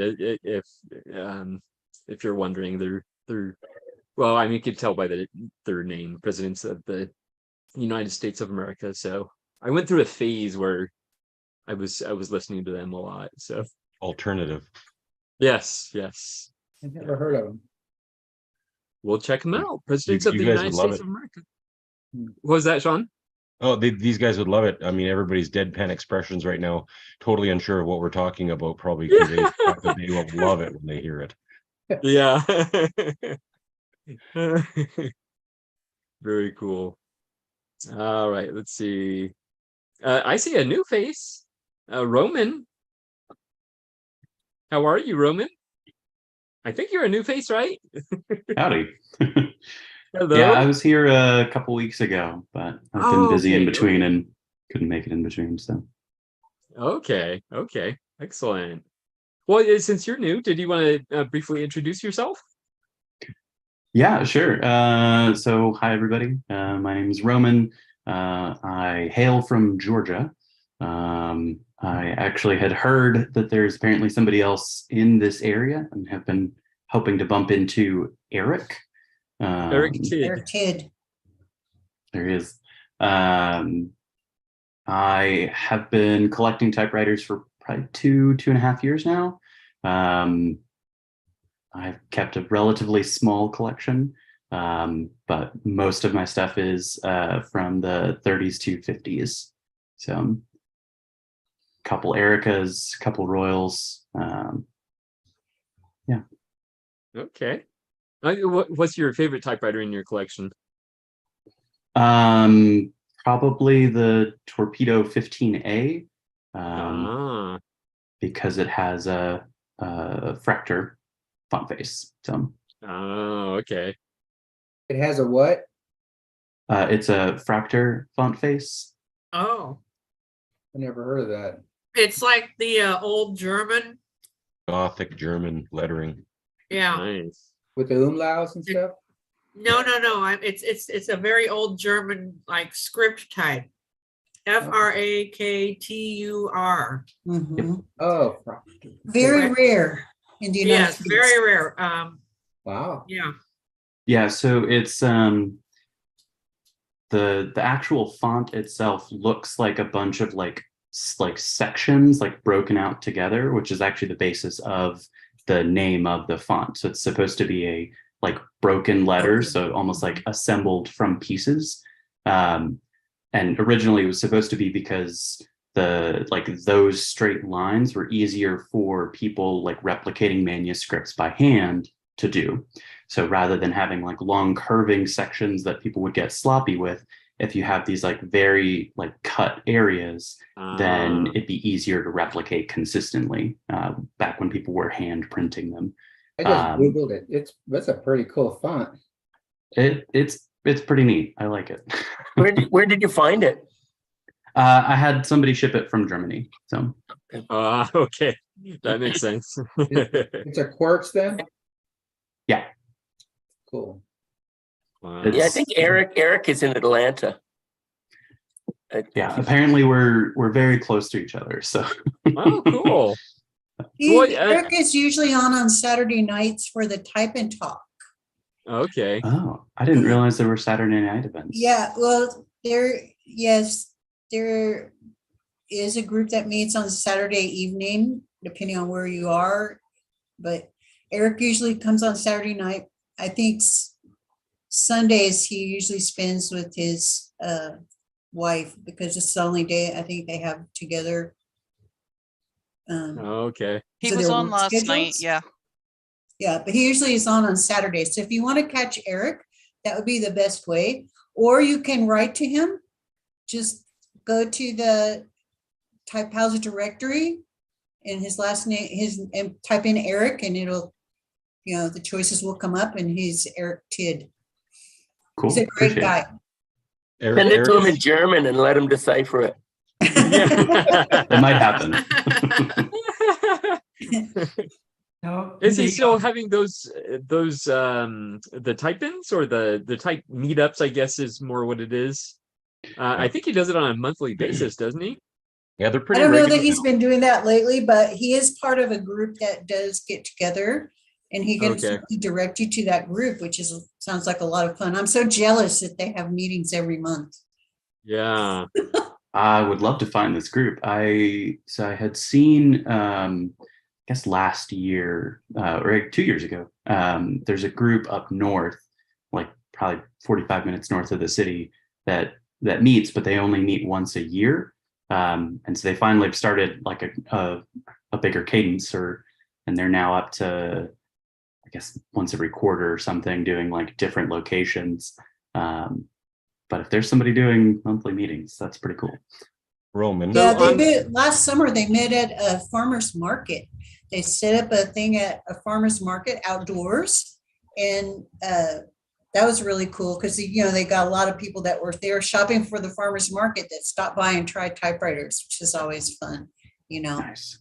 So Roman, on Instagram, Atlanta Typewriters is sort of the account that they all work under.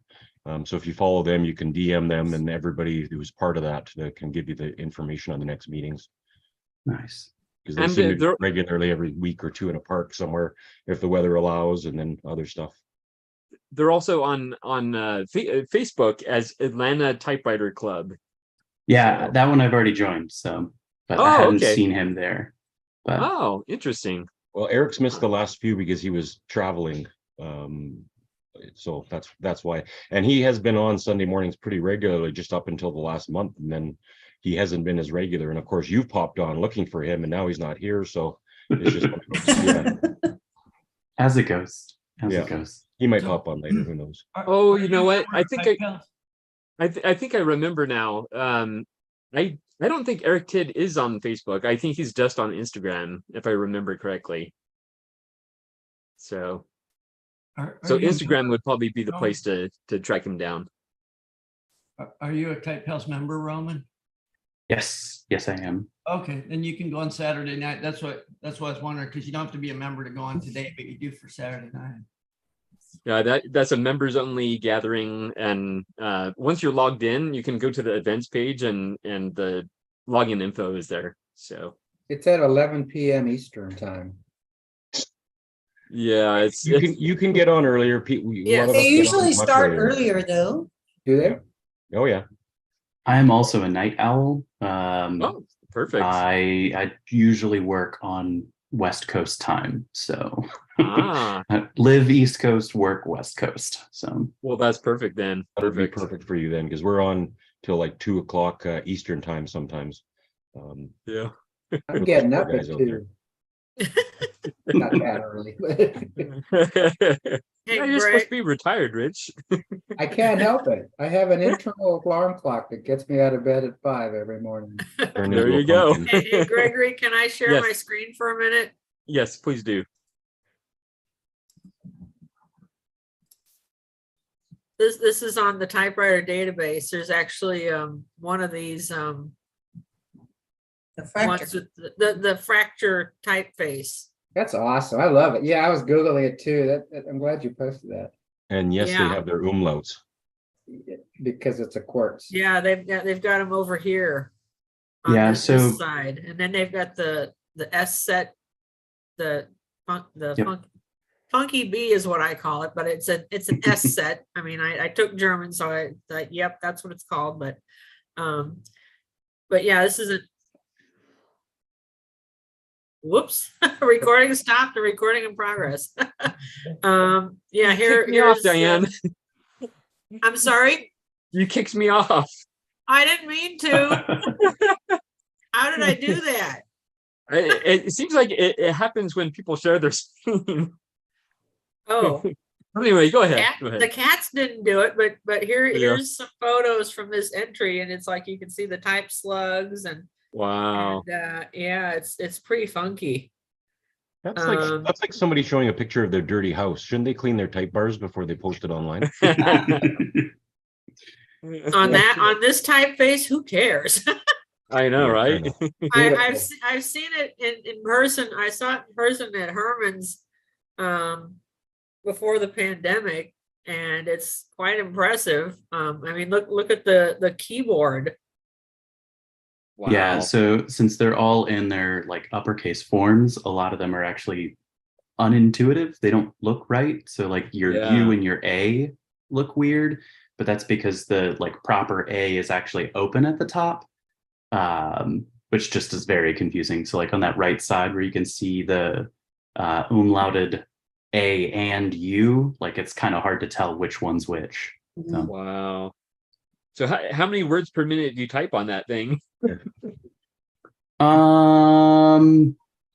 It's definitely slower. The one Yeah. that really slows you down is that the S, even though it shows you the uppercase long form S, when you actually type, the lowercase s that's on the main keyboard is actually the long S. So if you look at like the original versions of like the US Constitution, or I mean, anything that was written from that time, anytime that you have an S in the middle of a word, it actually looks like an F. So like some of the original like phrasings for Congress will actually say Congress if you are reading it from a modern perspective. And it's because they're using that long S. But that means that if you're typing and you're typing fast and you use the S in the center of the keyboard, it's not going to be legible. So you actually have to use from the bottom of the right, there's a shiftable long or short S to use. But it's just, it gets slow. Between that and then it being QWERTZ it's slow. Yeah. So do they make that font in English? No. So at the time that any of these machines were really being produced, the only like the only country using black letter in any real purpose, like in any real capacity, was Germany. So when you look at like the IBM type balls that have like the old English, that's actually like a re-envisioning of that font. But like they pretty much invented that font. It's not actually, I mean, it's based loosely on historical fonts, but there's no like chain of usage where like the Brits were using it aside from like cool lettering. Yeah. So, Pretty cool. Yeah. Have you used that in a letter to someone? oh yeah, it's a for anyone who can stand to read it, I'm always happy to send it. So it can be hard to read. So Yeah, you'll have to put a disclaimer on your TypePal's profile. yeah, I have used it for letterhead. Yeah. Yeah, it does make a great like letterhead option. So like when I don't have anything with a letterhead, it's really easy to just roll it in there, type out a return address, and then crank it into a new machine that people can actually read. Oh wow. Because at that point, the only thing that matters is the PO box and then the city, which people can figure out. So Exactly, yeah. That's very cool. Wow. Excellent. All right. I think we've made it through everyone. Unless well, I know May was listening in. I don't know if Daniel or Ken are available. Yeah. Well, actually, I'll take this moment. I did actually set up a poll. I suspect I know the answer, but I did set up a poll for the speed versus accuracy. So I'll go ahead and launch that, and you guys can feel free to vote on it. Hopefully, you can all see the. You didn't put neither as an option. Or both. Ah, no. You have to choose. Oh my goodness. I refuse to choose. Oh, come on. About accurate speed. There you go. Oh, so far it's accuracy by a long shot. Yeah. You know, I would guess if somebody was very experienced, they're not worried about accuracy. They're worried about typing everything that like they're either being dictated to or they're trying to think. And so they're just typing. But when you learn, that's you have to work. That's how you work your speed up as your accuracy. I mean, that's yeah. I mean, I understand that I can't do it, but I understand that concept anyway. Yeah. Yep. Fake it till you make it. Yeah. Yes. I had a question for Gregory about the postcard exchange. Yes. I've never done that before, and I clicked on it and found out who it was, and so like then I've seen you do this before, but then you just send a postcard to him. I guess I find a postcard and send it to him. No, he'll if you join the mail list for it, he'll send you an address of someone to send a postcard to. Yeah, no, Yes. he did. Oh, okay. Yeah, he did this morning, I think it was, or yeah, I think it was this morning. Last night. Oh, okay. I think I saw it this morning, and so, then you just, I guess somebody said the shiny cards might not work as well on your typewriter. I guess it depends on your platen probably, but so there's this plain white on both sides, like at the post office postcards, because I've never asked them for one. Yeah, you can use those. They sell them pre-stamped, so it's kind of nice. I actually one time they have I don't remember what they call it, but it's like 2 postcards in one. So you write the address you're sending to and the message on one part of it, and then you fold it over and mail it to the person, and then they use the other portion of the postcard. They tear off your portion and keep that, and then they can send back the other portion. I sent that to Joe Van Cleve once. I never heard of that. I don't remember what it was called, but I'm sure they're still available. Okay. It's a fun little format, but they all do have the regular postcards as well. Nothing fancy, you know. I think I want to say the stamp that's like printed on there is, I want to say it's a duck or something, or there's not a lot of choices, so Yeah. that's a problem with those. But I really otherwise, like I mean, the idea. yeah, Larry, It's Larry, less you can also intimidating. use a label, right? Here's what I've got yes, here. This yep. is from Diane, and she didn't even have a postcard. I got a cereal box. Oh yeah. And then just turn it into it. Yeah, if you Okay. get label paper that's white, it's like a shipping label. You can type on that and then peel it off and stick it on the card. Yeah, That way it'll feed through your typewriter. You don't have to worry about feeding a card through your typewriter. You just feed the sticker paper through the typewriter. Now yes. this is a terrible question to ask, but what's the smallest card that you can send? It's like postage stamp, or if you can type. I'm just thinking about how much I gotta type. You know? I've looked that up. I think 3 by 5. You'll have the opposite problem, quite honestly. I find that there's just not quite enough room to write more than about 3 sentences, and yeah, there's very specific requirements for U.S. mail. I've looked it up. I don't remember them all, but yeah, it's roughly 3 by 5. Yeah, that's about the smallest you can send. Yeah, but like you can't have two sides the same length. You can't make it square at 3.5 inches or 5 inches. correct. Yeah, USPS says 3.5 inches by 5 inches. Oh, okay. I said thanks, 3.5, Ted. right? Oh, anyways. So that's, I said 3. So an index card's smaller than that. An index is 3 by 5, right? Yeah. Yeah. Yeah. But you could use the 4 by 6. Yeah. I don't have any of those, but I do have 3 by 5s, but those won't work. So I'll just have to I'll go buy one that's right. But yeah, I probably ought to buy a bunch of them and start doing this, because to me, it sounds like a lot nicer method than writing a letter for me personally, just because I don't know what to write.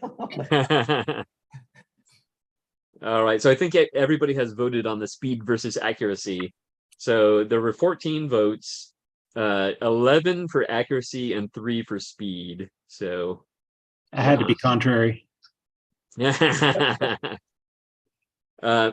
shared the results. I don't know where it's showing it. I don't see what. It's on my screen. Yeah. Oh, okay. It pops up like the poll did. Oh, okay, cool.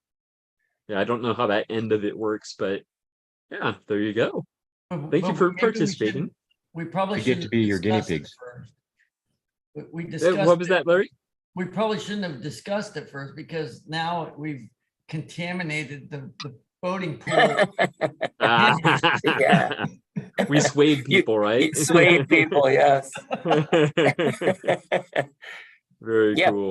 Or you could tweet something on the original Twitter in here.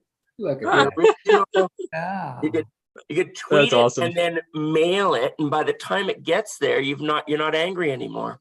I love that. Wow. And if you use a postcard, it limits the number of characters. That's it.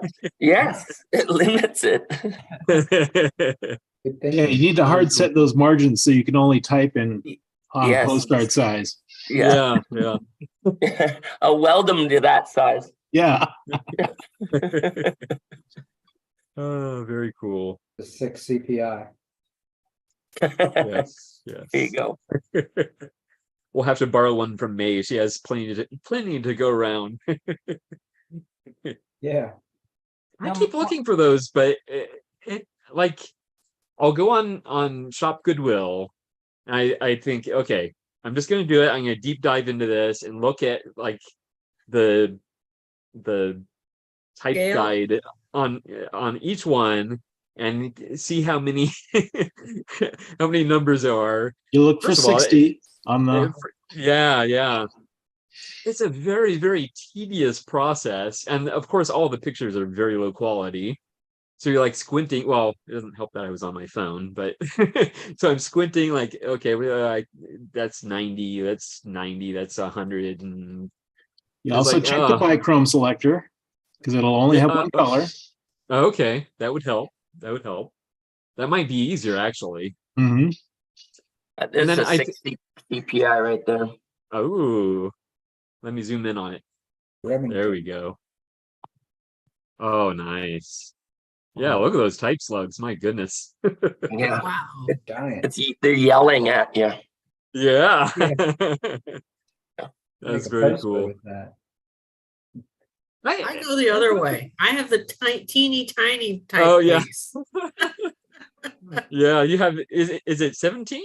Yeah, 17 CPI. Oh my goodness. On an Olympia SG1. Wow. All for my eyes. I really want to My get a goodness. 6. I don't even own a 6. One guy Yeah. here in Texas has an ambassador with Lilliput is the name of it, typeface, which is like 19 CPI. Wow. Oh my And goodness. so here's this gigantic machine with teeny tiny type. To Diane's point, it is hilarious. It is. You won't wear out the carriage return arm on that one. Yeah. Yeah. No, we won't. Everything you need to say in one line. Oh man. You need a I've written magnifying letters glass to to be able people. to read what you wrote. Exactly. Readers I've are not written going letters to people with that. Oh my. Yeah. Yeah. Oh, I think I wrote something to someone with the 15 CPI on the the daisy wheel. Mhm. I think 15 is actually still a comfortable level.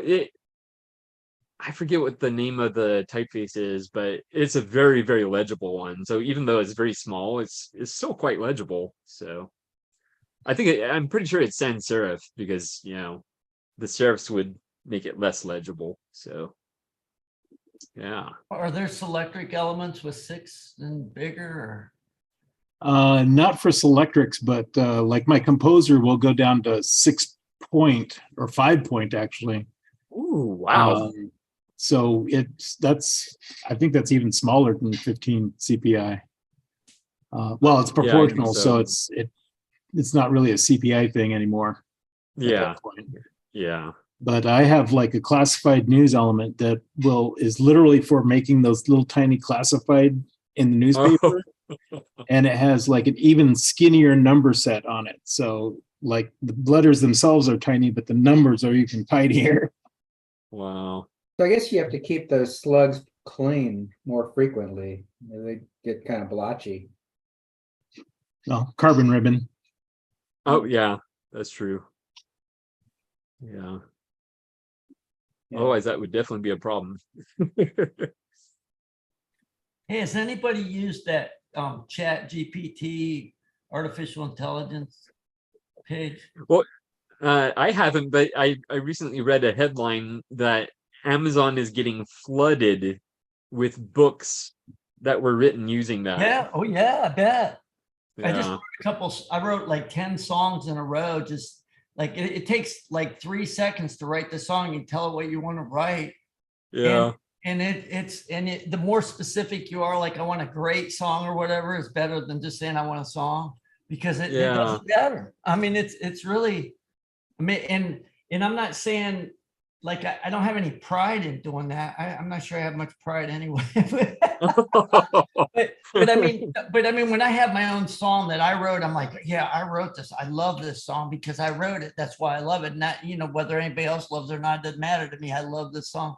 Yeah. But when it comes to their stuff, it's like, wow, this is good. I mean, some of it's good, some of it's great, but it's all probably as good as mine and better. It's like, wow, this stuff's pretty cool. In what a great way to research something. I mean, not that you're going to find necessarily all the facts, but you'll find more stuff than you would if you just tried to look something up on Google. I mean, you'll find so much more information, and it just gives you another whole avenue to explore. I just think it's the coolest thing. And because I love technology and I hate technology at the same time.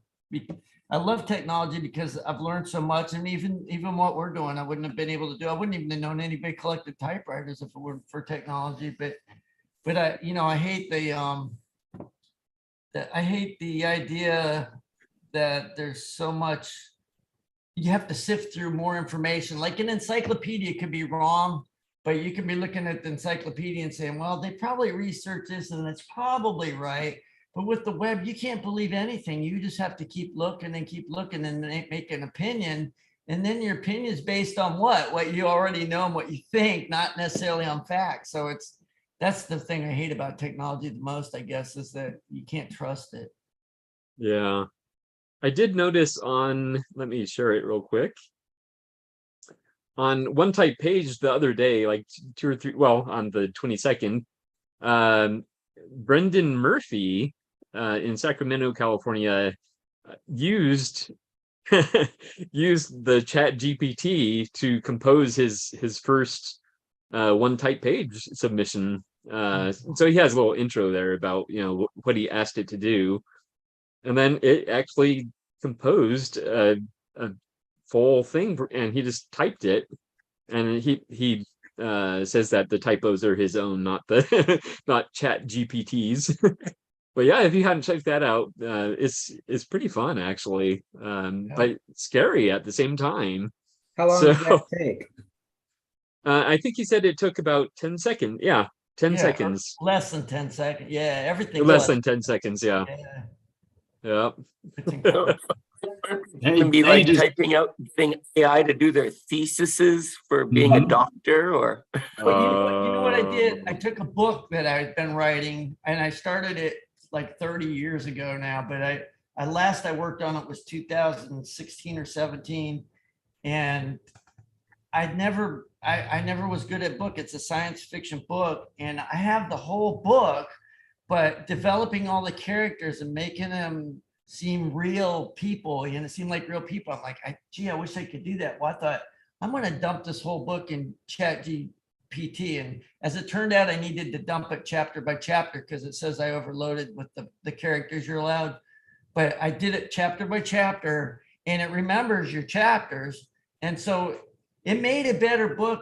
But what it didn't do is it didn't develop my characters, and I guess maybe, and I can ask it to too, but maybe I need to do it a different way. But I'm already intrigued about the way it wrote it. And then there's things, oh, I would have wrote it this way. And then there's some things, wow, why didn't I think of that?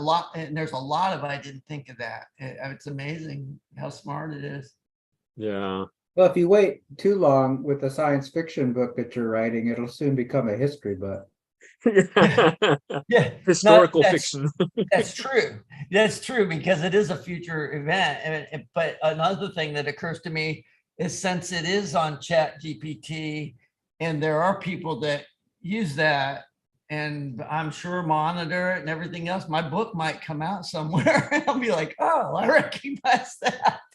Oh yeah, that's right. What's your copyright ownership of it? I know I don't have any copyright ownership, but and the thing is if you substantially change it, which it probably did enough, it probably could copyright, especially since I didn't have a copyright on it.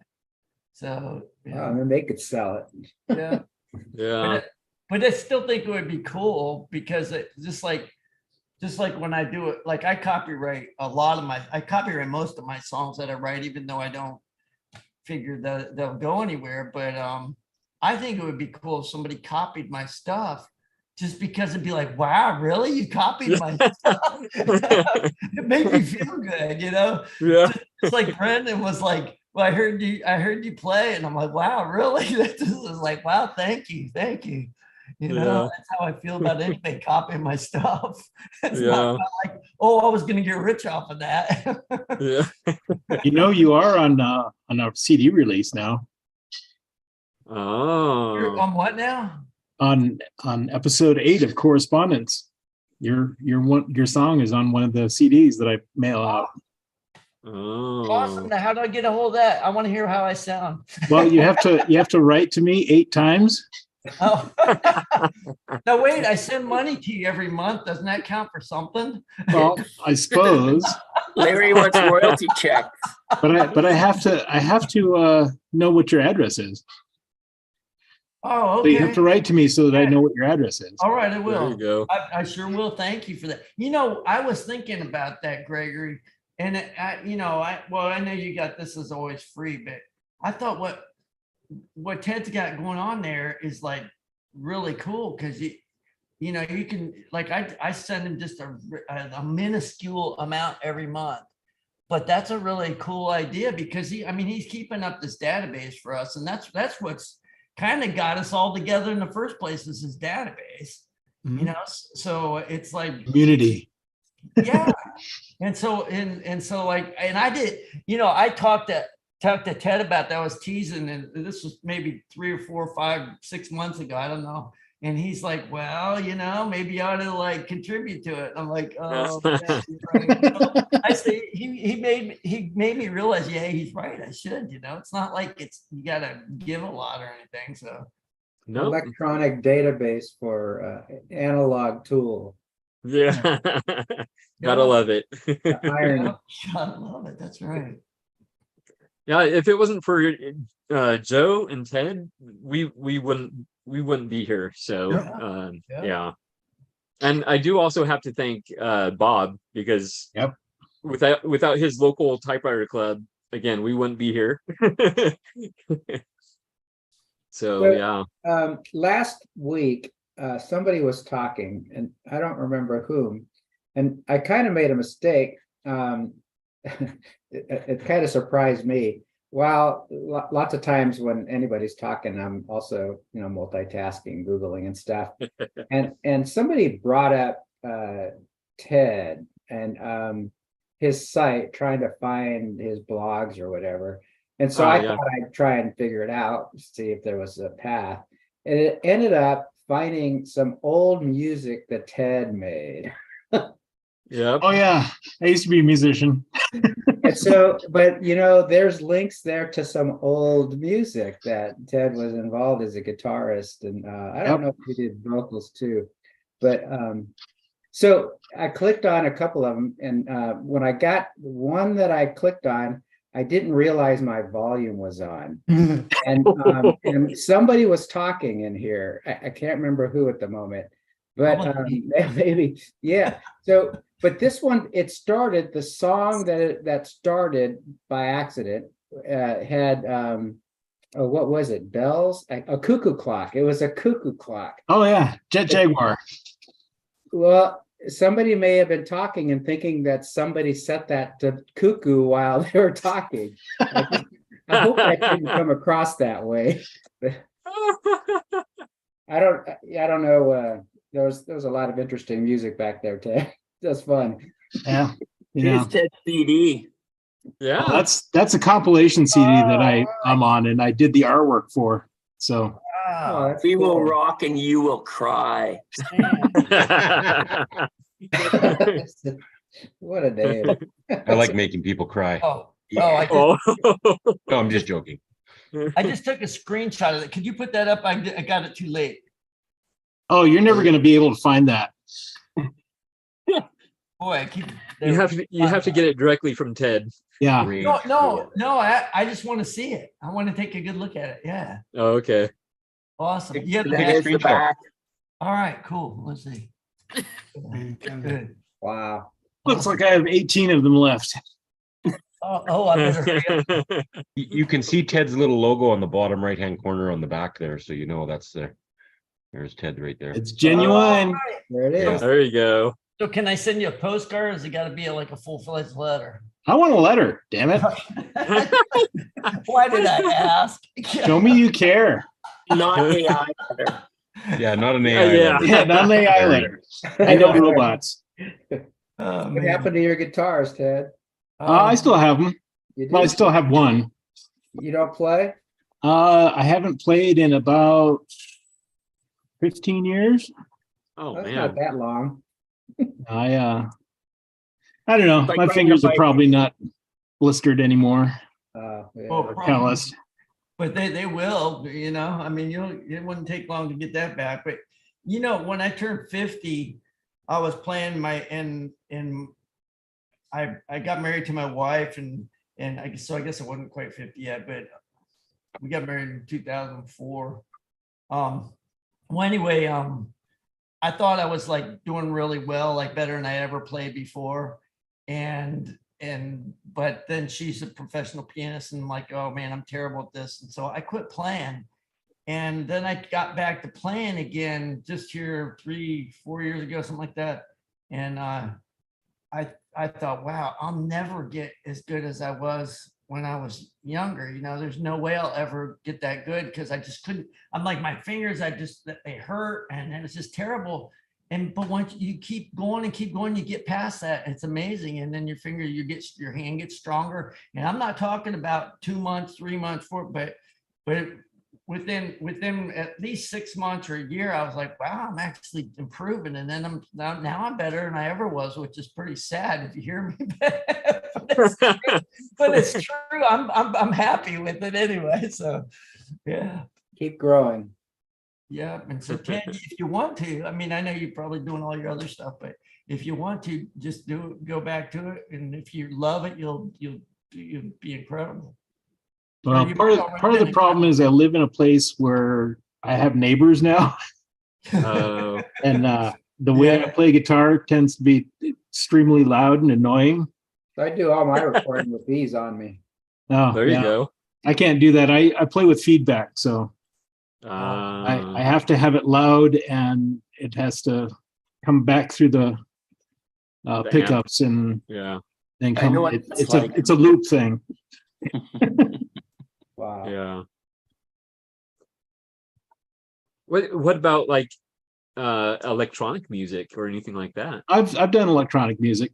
I have a groove box and some old keyboards, but I don't know. I do stuff every now and again, but usually I like to take old recordings I've done with people and just like do an instrumental over the top of that, and makes me happy. My taste has changed. Get one of the self-driving cars, and you could just sit in the back seat and jam out, and wouldn't matter how much noise you made. Well, I still have a Jap Strat, but with a DiMarzio pickup stake knifed into the middle, or toward the bridge, I guess, because that's where everything's bright. But that's the only one I have left. Wow. Yeah. Bring it out. I see. Yeah. I see Mike. Mike, how are you doing?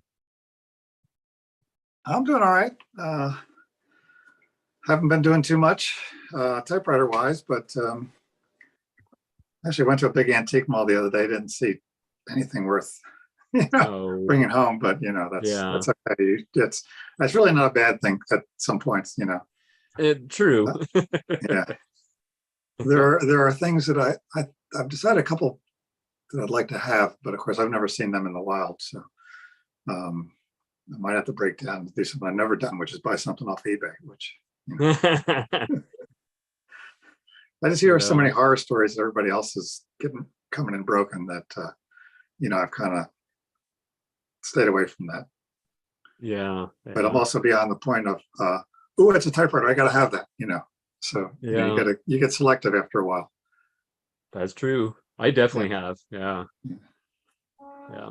I've got this handful of correspondence that has to be answered that's gone back months. So. Oh yeah. Yeah. Better working on that. I don't know. Yeah, let's see. At least one person on here I owe a letter to. So did you see Rich's what he got at yard sale? What Rich just got? No, I just got on here. So you're talking about the antique. Well, I'm gonna start looking for those in the antique, right? They probably know what they're worth, but I didn't even know what they were worth. I'm amazed. What they worth? I didn't know what they were worth. I didn't know fountain pens were worth that much. Oh, yeah. These for $2. Oh, wow. Whole bag. Actually, 2 more were in there. Yeah. there's a couple Pelicans in here, about 4 Levengers across. Really quite amazing. I was looking at the pricing on this one when I was quoting them off eBay. The one that I saw for 172 was what was the bidding level at that time, not the sale price. That's what it was up to so far. But and some of them were like 400. It's just really incredible. I got lucky. Just Is that a estate sale you said? I'm sorry? Is that what is it, a estate sale? No, I went to a garage sale. The guy said he was moving to Puerto Rico tomorrow, so he was trying to get rid of all his stuff. Oh, wow. It was funny the way he said it. It was like $2. He said I asked if there were fountain pens, and he showed me, and he said, yeah, $2. So there's like 8 of them in here. So I was trying to see how much I could bargain them for. And he said, no, it was $2 for the whole bag. And so I said, ooh, yeah. Yeah, you're not going to bargain with that. Let me make a sale and leave the scene of the crime. You know? Yeah. I did feel guilty. I don't know if he knows what he had, but I think he doesn't care. I think he just wanted. Yeah. Wow. Yeah, because you don't find fountain pens at antique shops very often that are any decent. Yeah, it depends. I think most of my pens, I don't know. I was going to say most of them are used. That sometimes I buy new ones, but usually when I was in Europe, we were going to a different country. We went to a lot of countries, and that was one of my souvenirs that I would intentionally try to look for is at a thrift store or an antique store, find a fountain pen. And it didn't have to be from that country. I mean, made in that country. It just had to be a fountain pen that I found in that country, you know. So I've got a whole bunch of them like that right now. It's kind of fun hunting them. Yeah. Cool. Very cool. I see Ted bust out his guitar. Oh, really? Yeah.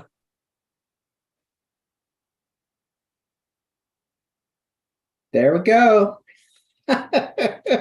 There it is. Make it what? Make it stop. Make it stop. Man-made poser. Strat. Is that a strat? Is that a real strat?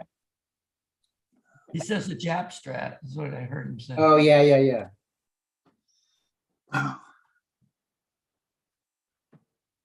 Well,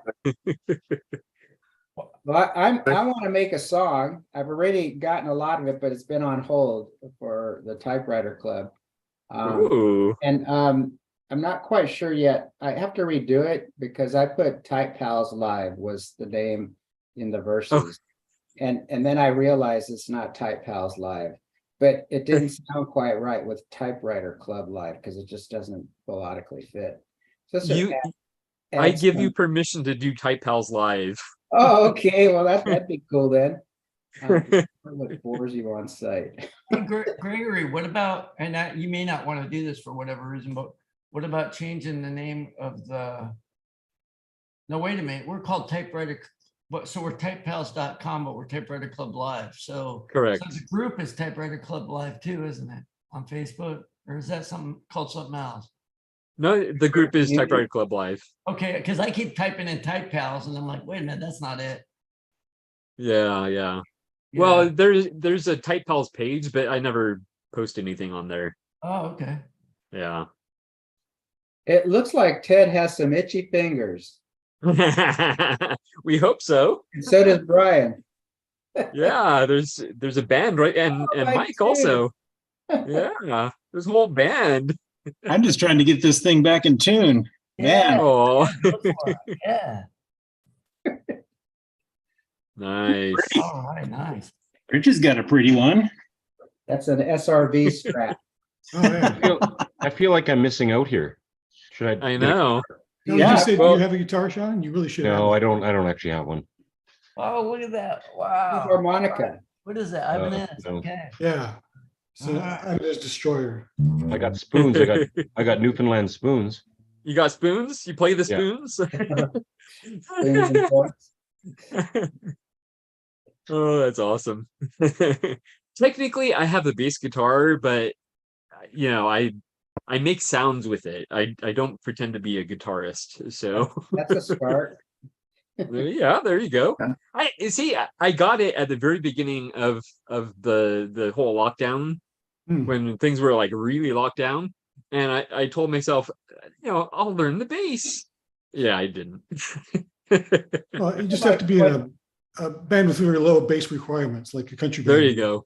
Yeah, just turn the bass way down. I found a quick way in is just to turn on some music you like and hold your instrument and just explore with what you're hearing and how that's like a painless way because you're just having fun. Even if you're not playing it right, you're learning where the stuff is on the fretboard. That's true. That's true. I probably need to do that, actually.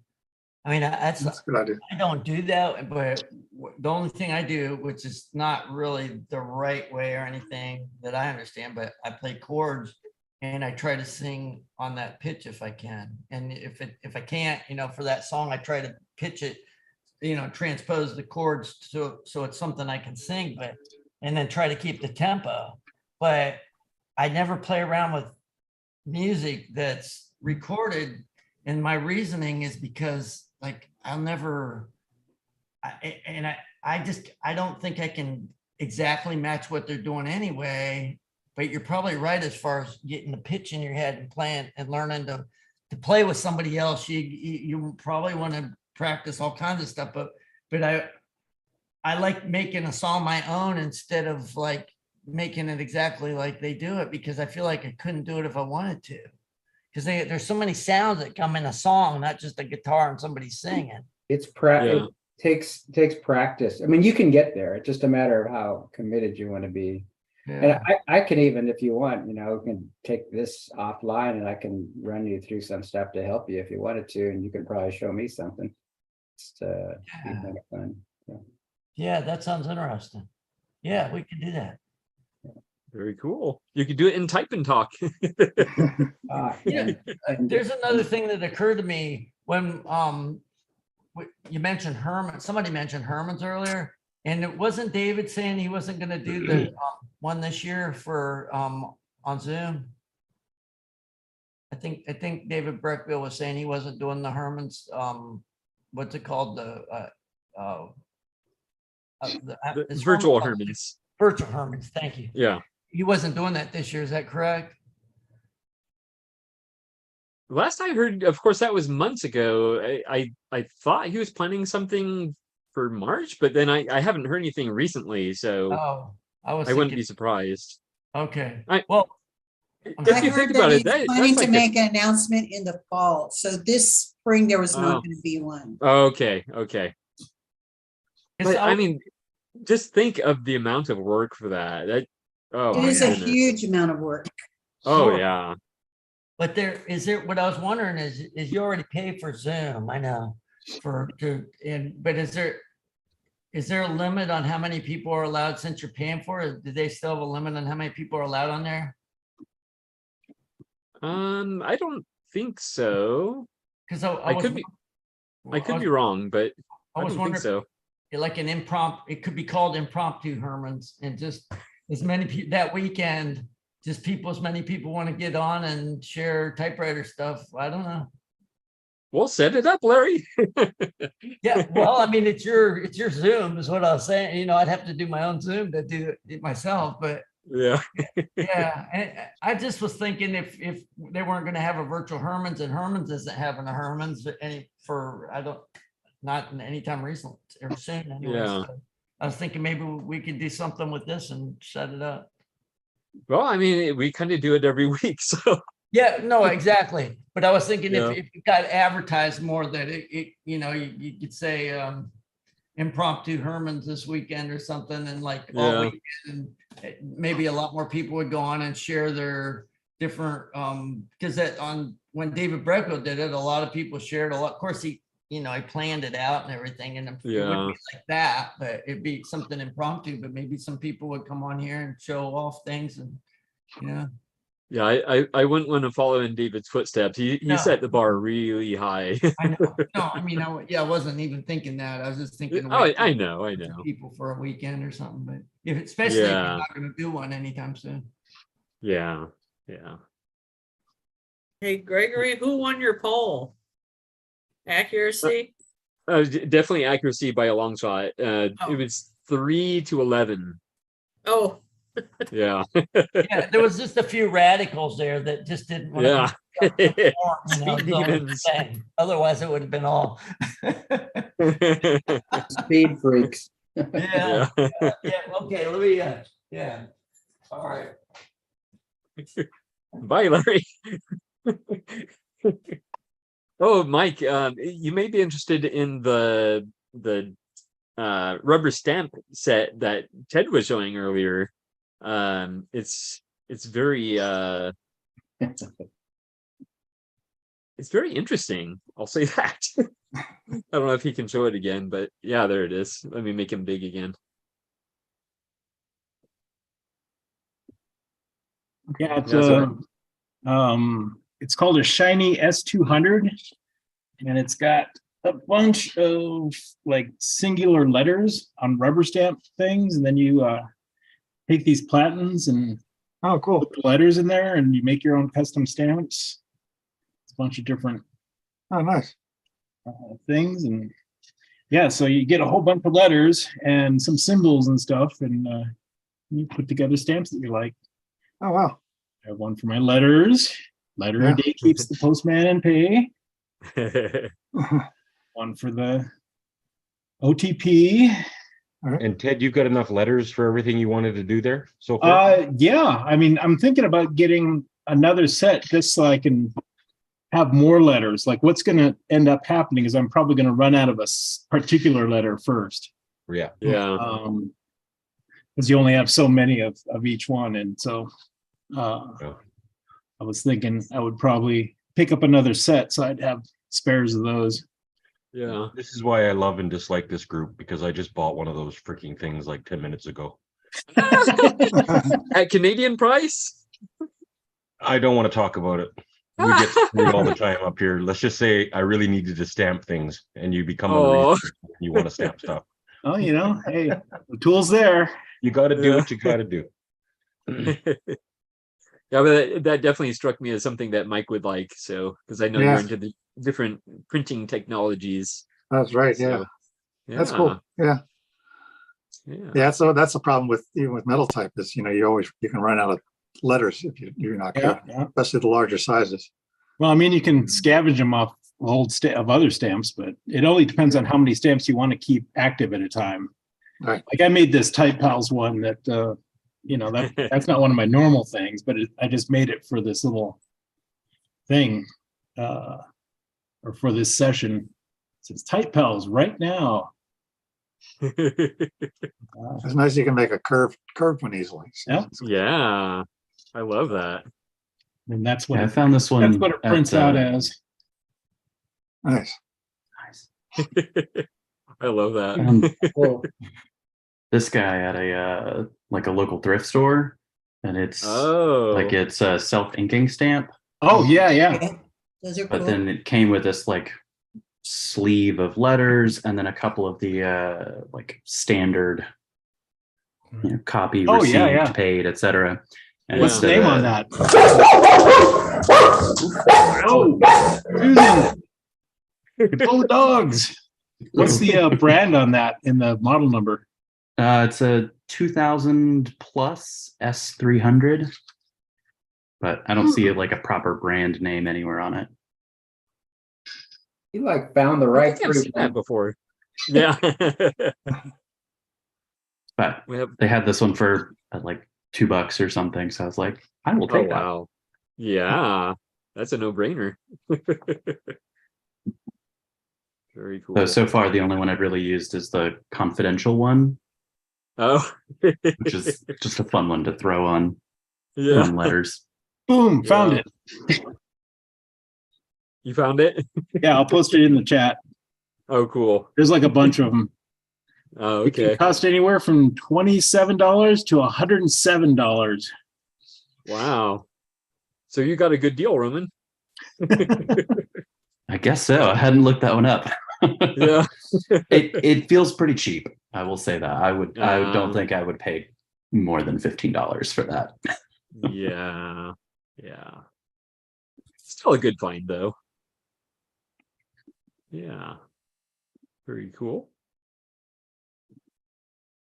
I see Sean with his head down typing, doing some hardcore typing. I'm parkour. Yeah, it's parkour typing. I'm jumping all over Hardcore the typing. place, hitting the keys hard. Yeah. I'm trying to be accurate and speedy. I got a hunt and peck method, but I'm really good at it. So There screw you you go. touch typers. I can do it. Yeah. Just joking. Oh.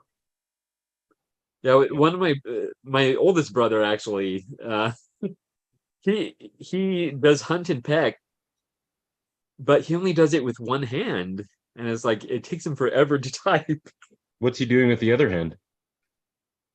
I Just sitting don't on his know. lap? Maybe. Yeah. Yeah, watching him type is kind of, even for me, is kind of excruciating. It's like, oh my goodness. How he holds the scotch. Ah, there you go. There you go. That must be it. That's like trying to pat your head and rub your belly at the same time. Typing. Yeah. Yeah. Yeah, I wanted to share this this thing I got. So yeah. You can't see it. Well, maybe it's upside down. A little bit. I'm gonna stamp it. I'm gonna print. Yeah, stamp it. Stamp it.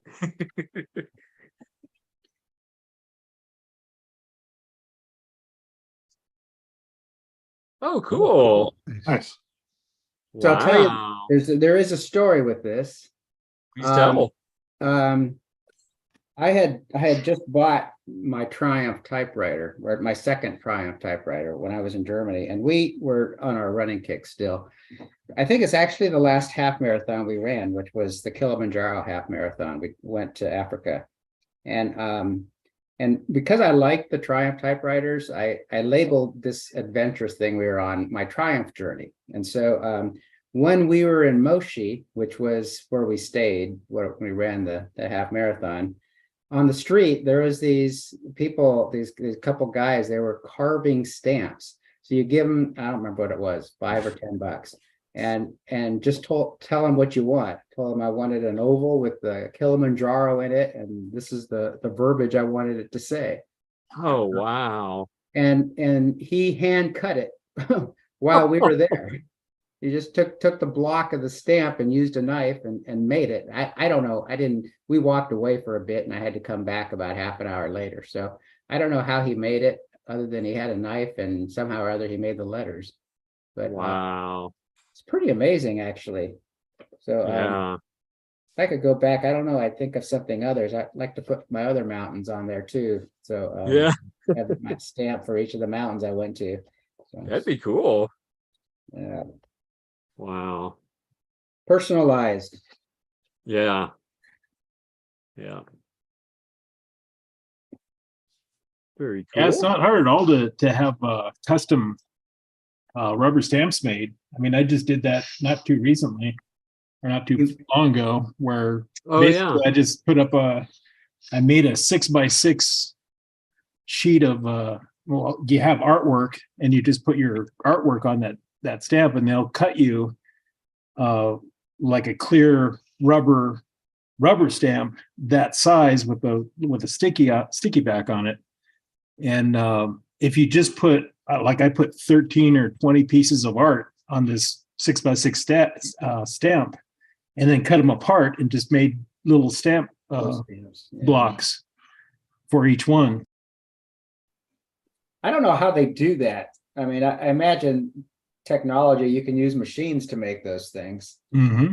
This yeah, guy they just cut it with a laser cutter or something. This guy didn't have any laser cutter. He didn't have any electricity out there. Well, not that you saw. You said you walked away. Yeah. Well, if you saw the street, you would know. Okay. It's all for show. He's got his laptop and his laser cutter in the back. If you look behind the donkey, there's a laser cutter machine. Yeah, I was behind the donkey. I didn't think to check there. That's funny. There was people with sewing machines on that main street too. It's because I found this hat, kind of a hiking hat, but it was a little too large. I found it at a thrift store there, and I don't know, $5 really cheap, just too big for me, and it needed a band. So I went up to one of those seamsters or seamstresses that was sitting, they just sit on the sidewalk in front of their shop with a sewing machine. And I said, this is what I need. I need this hat band made for this hat. And she sat there and found some material and let me choose it. And then she just made it right there on the spot. It's like, Wow. you don't ever see that around here in the States. Yeah. It's quite amazing. But very cool. I don't know how they cut these letters either. They must have some, I don't know how they do it. I don't know how they cut letters, because the letters are very clear. They look like normal machine letters. I think that the only letter on there that I could see that you could kind of tell it was hand carved, it was the M in Triumph. This one? Yeah, let me zoom back in on you.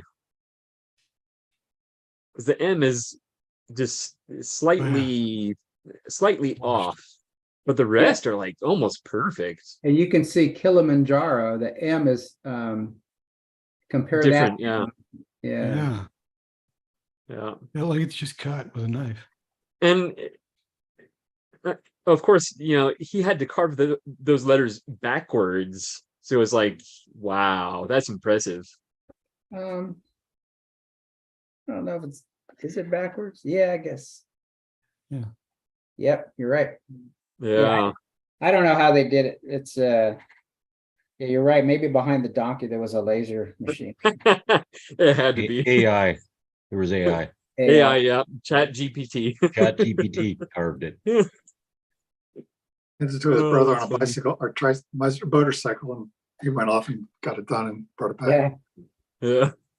Well, I mean, it wasn't exactly a dirt street. It was paved. It was the big road that runs through Moshi, but like 2 lanes on each side, maybe. And it just doesn't look like our clean sidewalks and stuff. There was dirt and stuff, and but nice people out there. Very cool. Interesting adventure. Yeah. I did notice on the chat, I had the YouTube kind of in the background, and I could see the viewer count, and I guess it was stuck because it said 1, so I assumed there wasn't anything in the chat, and yet there has been a lot going on behind the scenes in the chat, so I'll go ahead and share that real quick. So we have Mark 80 Bojang Running Wild says, when I first type mini stories, accuracy is kind of thrown out the window. I type up the story and let it flow. Then once I make the first draft, then I go back and rewrite it while fixing the grammar. Yep. I have found that worrying about accuracy when making the first draft kind of takes my mind off of the story, if that makes sense. It does make sense, actually. Yeah. Then we have LT Hanlon says, accuracy isn't a problem with author Cormac McCarthy. Standard spelling. Punctuation. And then LT Hanlon again says, Susan, do you have a problem with ribbon spools failing to auto reverse on the SM3 and SM4 models? My machines are notorious for this. Do we still have Susan with us? I think we do. I think Susan left. She left. Oh darn. We may never know the answer to that. Then Joe is in the comments. Ted's stamping kit could literally be the very last typewriter made. True. I don't know. Then more of a letterpress than a letterpress. Yeah. That's true. Yeah, definitely. Then Thomas Fasano says Larry resembles William Burroughs. Interesting. Is Larry still here? He needs more heroin. Yeah. I don't. Wait, you said William Burroughs? Is that what you said? Yeah, he said you look like William Burroughs. Who is that? Is this down here? MS Burroughs. You don't know who that is? Naked Lunch. Tarzan. Yeah. Tarzan. Oh, that's Johnny Weissmuller was a Tarzan. No, the writer of the original. Edgar Rice Burroughs. That's it. Edgar Rice. Yeah. Edgar Rice Burroughs. Oh yeah. That's another Burroughs. She's So what was the name? Way Emperor? I gotta look that up. Definitely look that up. Yeah. He's You'll have a picture of you, Larry. He's Yeah, a very that's- I mean- interesting author. Let's see. Christopher McKellar says, "Morning all, listening and enjoying all you amazing people." Oh, Jay McDermott, "Hi everyone. I hope I can join you all on Zoom some Sunday soon, but it is great to be able to listen in to the conversation today. Hope everyone is keeping well." We have intro in the comments. Greetings from the lowlands. Having visitors, so checking in sometimes, but we'll watch it back. LaDonna Skater Cruise. I've typed on one side of a regular pre-stamped postcard, and I've typed on paper and pasted it to a postcard. Okay, yeah, those are both good ways of getting the job done. My 3x5s get through to my grandson. Oh, okay, so strictly sending 3x5.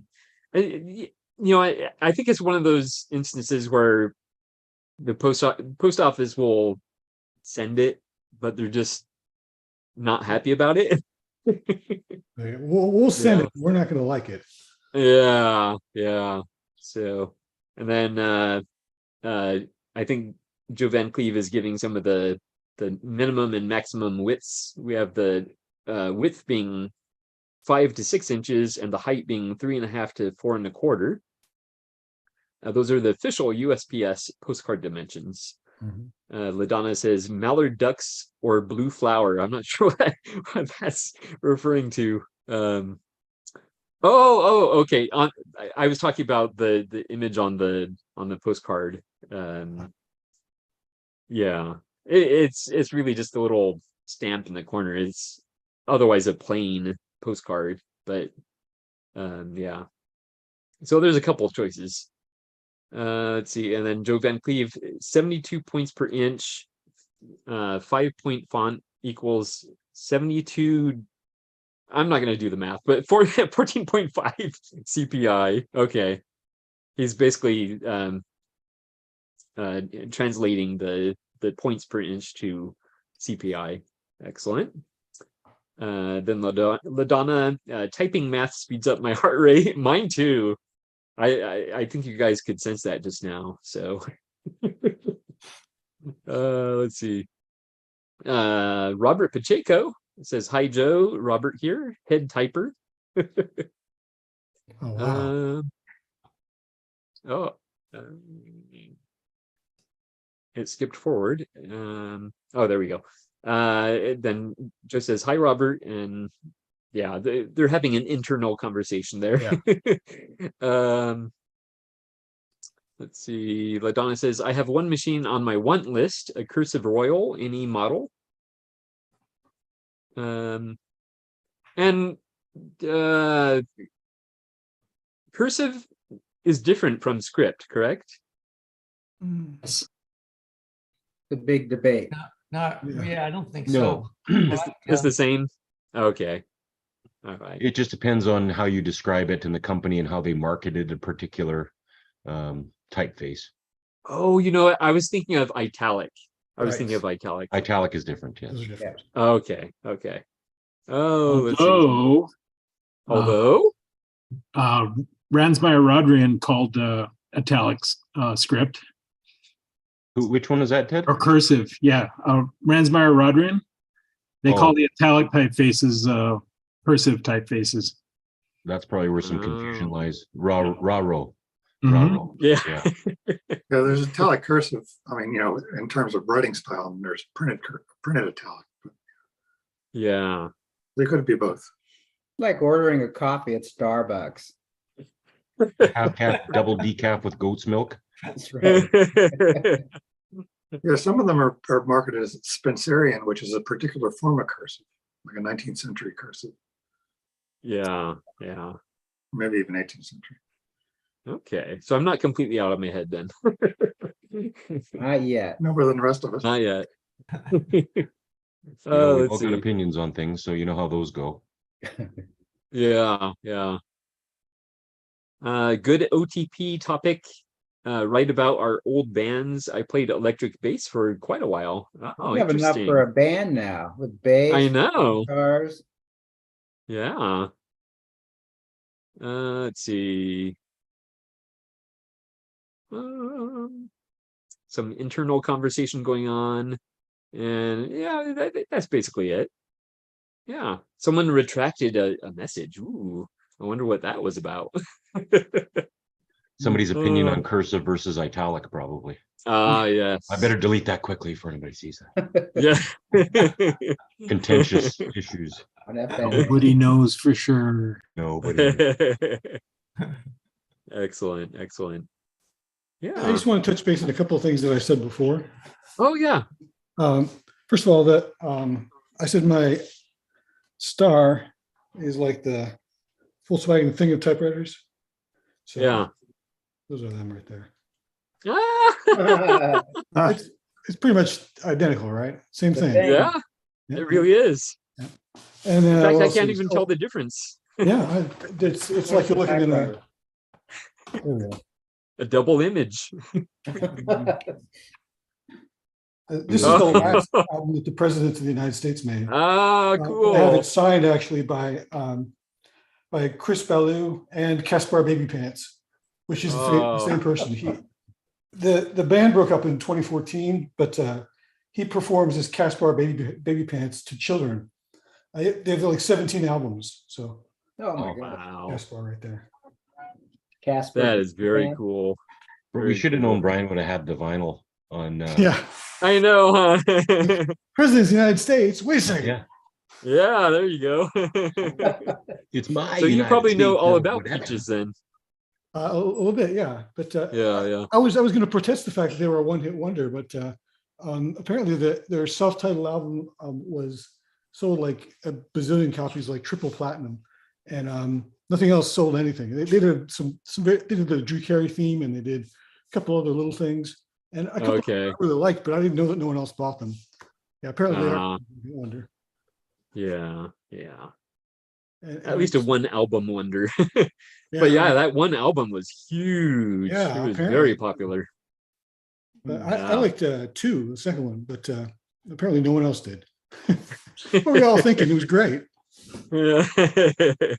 You got the vinyl. Excellent. Yeah, I used to play a 3-string bass, actually, not because of them. I found out afterwards that they also played one, but Didn't he do a 3-string bass with a slide? Is that correct or no? no, you're thinking of Morphine. Morphine, yes. I Thank don't you. think. Well, they better use the slide, but not like all the time. Yeah. There's a 3-string bass player and a 2-string guitar player, something like that. Okay. Yeah. So there were 5 strings between the two of them. Yeah. Innovative band. But can't you play a 3-string bass with a 4-string bass? Just don't play the other string. Well, yeah, but if you play a 3-string bass, which I've had, there's just a lot more room to do stuff, and when you don't have a G string, you really learn to cross strings and play higher up the neck, which I don't really have to do when you have 4 strings. You just kind of go up to G and then come back down. But when you got to go up the neck to find stuff, you find a lot of stuff in this second and third position. I found it was very inspiring. Like the lead guitarist.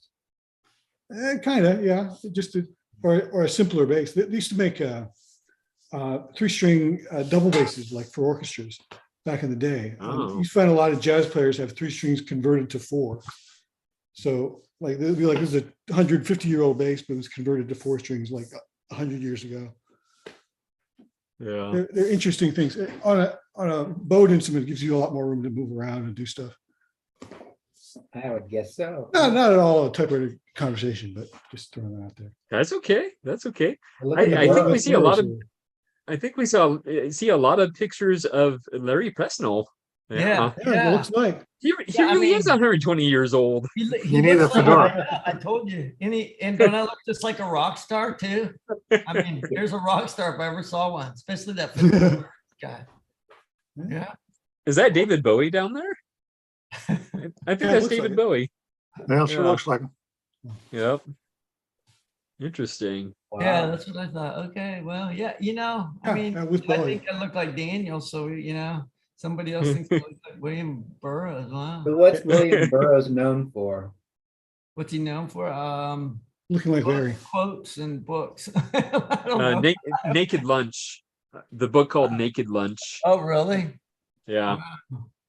No, I think it's very long and it's very I haven't read it, but I believe it's very weird if I've heard correctly. Yeah, he was a weird guy. Here you go. Here's a William S. Burroughs book. So his personality's not like mine, for sure. Let's see. Painting and Guns. Oh, wow. Yeah, I got this at that's small. Yeah, it's a little tiny self-published book that he did. Oh, cool. Or I think it was published by it's published by Han Newman Books in New York. And you just happen to have this, Ted? Well, I'm kind of a fan. Oh. There you go. And there's a picture of Larry on the front of that book. Yeah, right there. holding a gun on you. Yeah.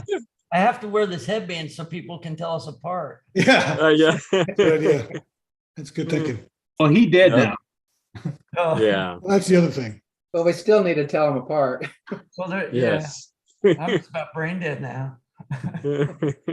William S. Burroughs? No, he's dead. He must be Larry. Yeah. Oh, that's funny. That's cool. Yeah, you also need to listen to recordings of him talk. Oh yeah, yeah. You'll get you'll have to learn how to impersonate his voice. Oh yeah, I'd like to impersonate just about anybody's voice, to tell you the truth, but my own. Well, I mean, you're pretty close. You just need to slow down and draw out your words a lot more. Your voice is actually pretty close to his. So kind of like You have to be a little more gravelly, and you have to draw it out a lot more. Yeah, I live in North Carolina. I don't know what else to do. I mean, I'm from Ohio, but I've lived here since '89 now. This time I was here in '84 and came back, and I've stayed here since '89. So it seemed like I'd be like speaking just about as slow as you're gonna go. Yeah, he goes slower. Yeah. Slow it down, Larry. Try. That's why I don't sing country. I have sang country music, but the reason I don't like country is because they usually have these, not everybody, but most everybody has these smooth voices that I just like can't do. Like you got to be able to hold it on pitch for more than like one beat, you know, because they have 3 chords that you're trying to hold the pitch for a slow song. And with rock, it's so fast you don't have to hold your pitch that long, and you can kind of get away with even if you're off a little bit because it changes so quickly. Try a vocal coach. They could help you. You know what? I'm gonna do that. I keep saying that, but I really am gonna do that. They'll help you a lot, believe it or not. Yeah. Make you think about things that you aren't thinking about now. I know a new one, and I don't know if she's got any room for me, but the one that I was going to go to during COVID, she couldn't do it. And then now she's teaching at another school. And so there's a new one, and I got to get with her and ask her about if she's got room for me. I wasn't sure if I wanted to use her or not, but then I heard her sing and I thought, oh my God, you know, that doesn't mean you're a good coach. But once I heard her sing, I thought, man, she learned something. So I'm gonna try her out. Yeah, it's not just talent. You have to learn. Yeah. Yeah, That's that's the what she's talent. doing is teaching. So I'm assuming she knows what she's doing. So It didn't happen by accident. You know, that's what I'm saying. Yeah. She learned how I to do got that. you. Yeah. Well, Larry, if you learn to talk like William S. Burroughs, you can do presentations at libraries, and you can make some good money that way. I just want to have fun. I'm like Rich. I just want to have fun at this point. Okay. Okay. Ted would pay. I don't care about making money, because making money, I'm afraid that it would turn somebody say, well, do this or do that. Whereas, you know, if nobody's your boss, well, no, I shouldn't say that because I'm married, but But I mean, when you're not making money, then you don't have to worry about like getting up early or doing what they say. You can say, yeah, whatever. You're saying you don't want the man to get you down. That's right. Exactly. Don't let the man keep you down. Thank you. Yep. Show that man who's the boss. Yeah. Yep. I worked for the man for too many years, and so does Rich. You know, it's about time we got to retire. Yeah. Yep. Long time. You guys deserve it. Long time. All So right. Ted, I'm Oh. curious. I'm curious how did you get into William S. Burroughs? Is it too long ago? It was quite a long time ago, and Okay. that part of my life is pretty hazy. So Okay. um, Enough said. yeah, you need to kind of forgive me there. No, it's okay. It's okay. I was just curious. It's hilarious because I just looked up how much this book is selling for. It's like $296. Wow. Yeah, hold on to that. Well, I'm glad I wrapped it in plastic. Yeah. Yeah, I didn't know my books were selling for that much. Yeah, there you go. I'm gonna get part of that money there. If you send it to Larry, he can autograph it for you. Yes. I don't think I want to get anything written in it. Yeah. I'll type my name. Yeah, there you go. I was gonna just say that I was gonna jet like Boba Fett. Okay. Get out of All here. right. All right. Well, thank you so much, Ted. All right. Have a good day and enjoy your meeting. You'll be getting a postcard for me. Oh, I gotta wave over here in the camera. There you go. Good wave. All right. See you guys later. Good day. Bye. Well, I do feel like we're kind of winding down. So unless anybody has any questions or comments or anything else to show, we might just end here. Yeah. Okay. Can you leave us on after you stop recording? Or should we go over to the other Zoom? Yeah. I mean, yeah, I could leave you on. Or you can just switch over to type and talk. Yeah, then Yeah, it's that's what not I'm saying. recorded. And then it's on, and then Gregor doesn't have to leave this on. Okay, because There you go. talking about That works. work, so okay, that's what we'll do. So yeah, never mind. All right. Well, Ciao, dudes thank and you ladies. so much, everybody. And anybody that wants to go over to Type and Talk, you're welcome to it. But otherwise, thank you so much for being here, and we'll see you next week. Yeah, Rich. All right, thanks for hosting us. Goodbye, everybody. Ciao. Bye-bye. Bye-bye. This is free, right? It is free, and it always will be free. Oh, I meant my guitar lesson. Yeah. Oh. Well, we'll just- Bye-bye.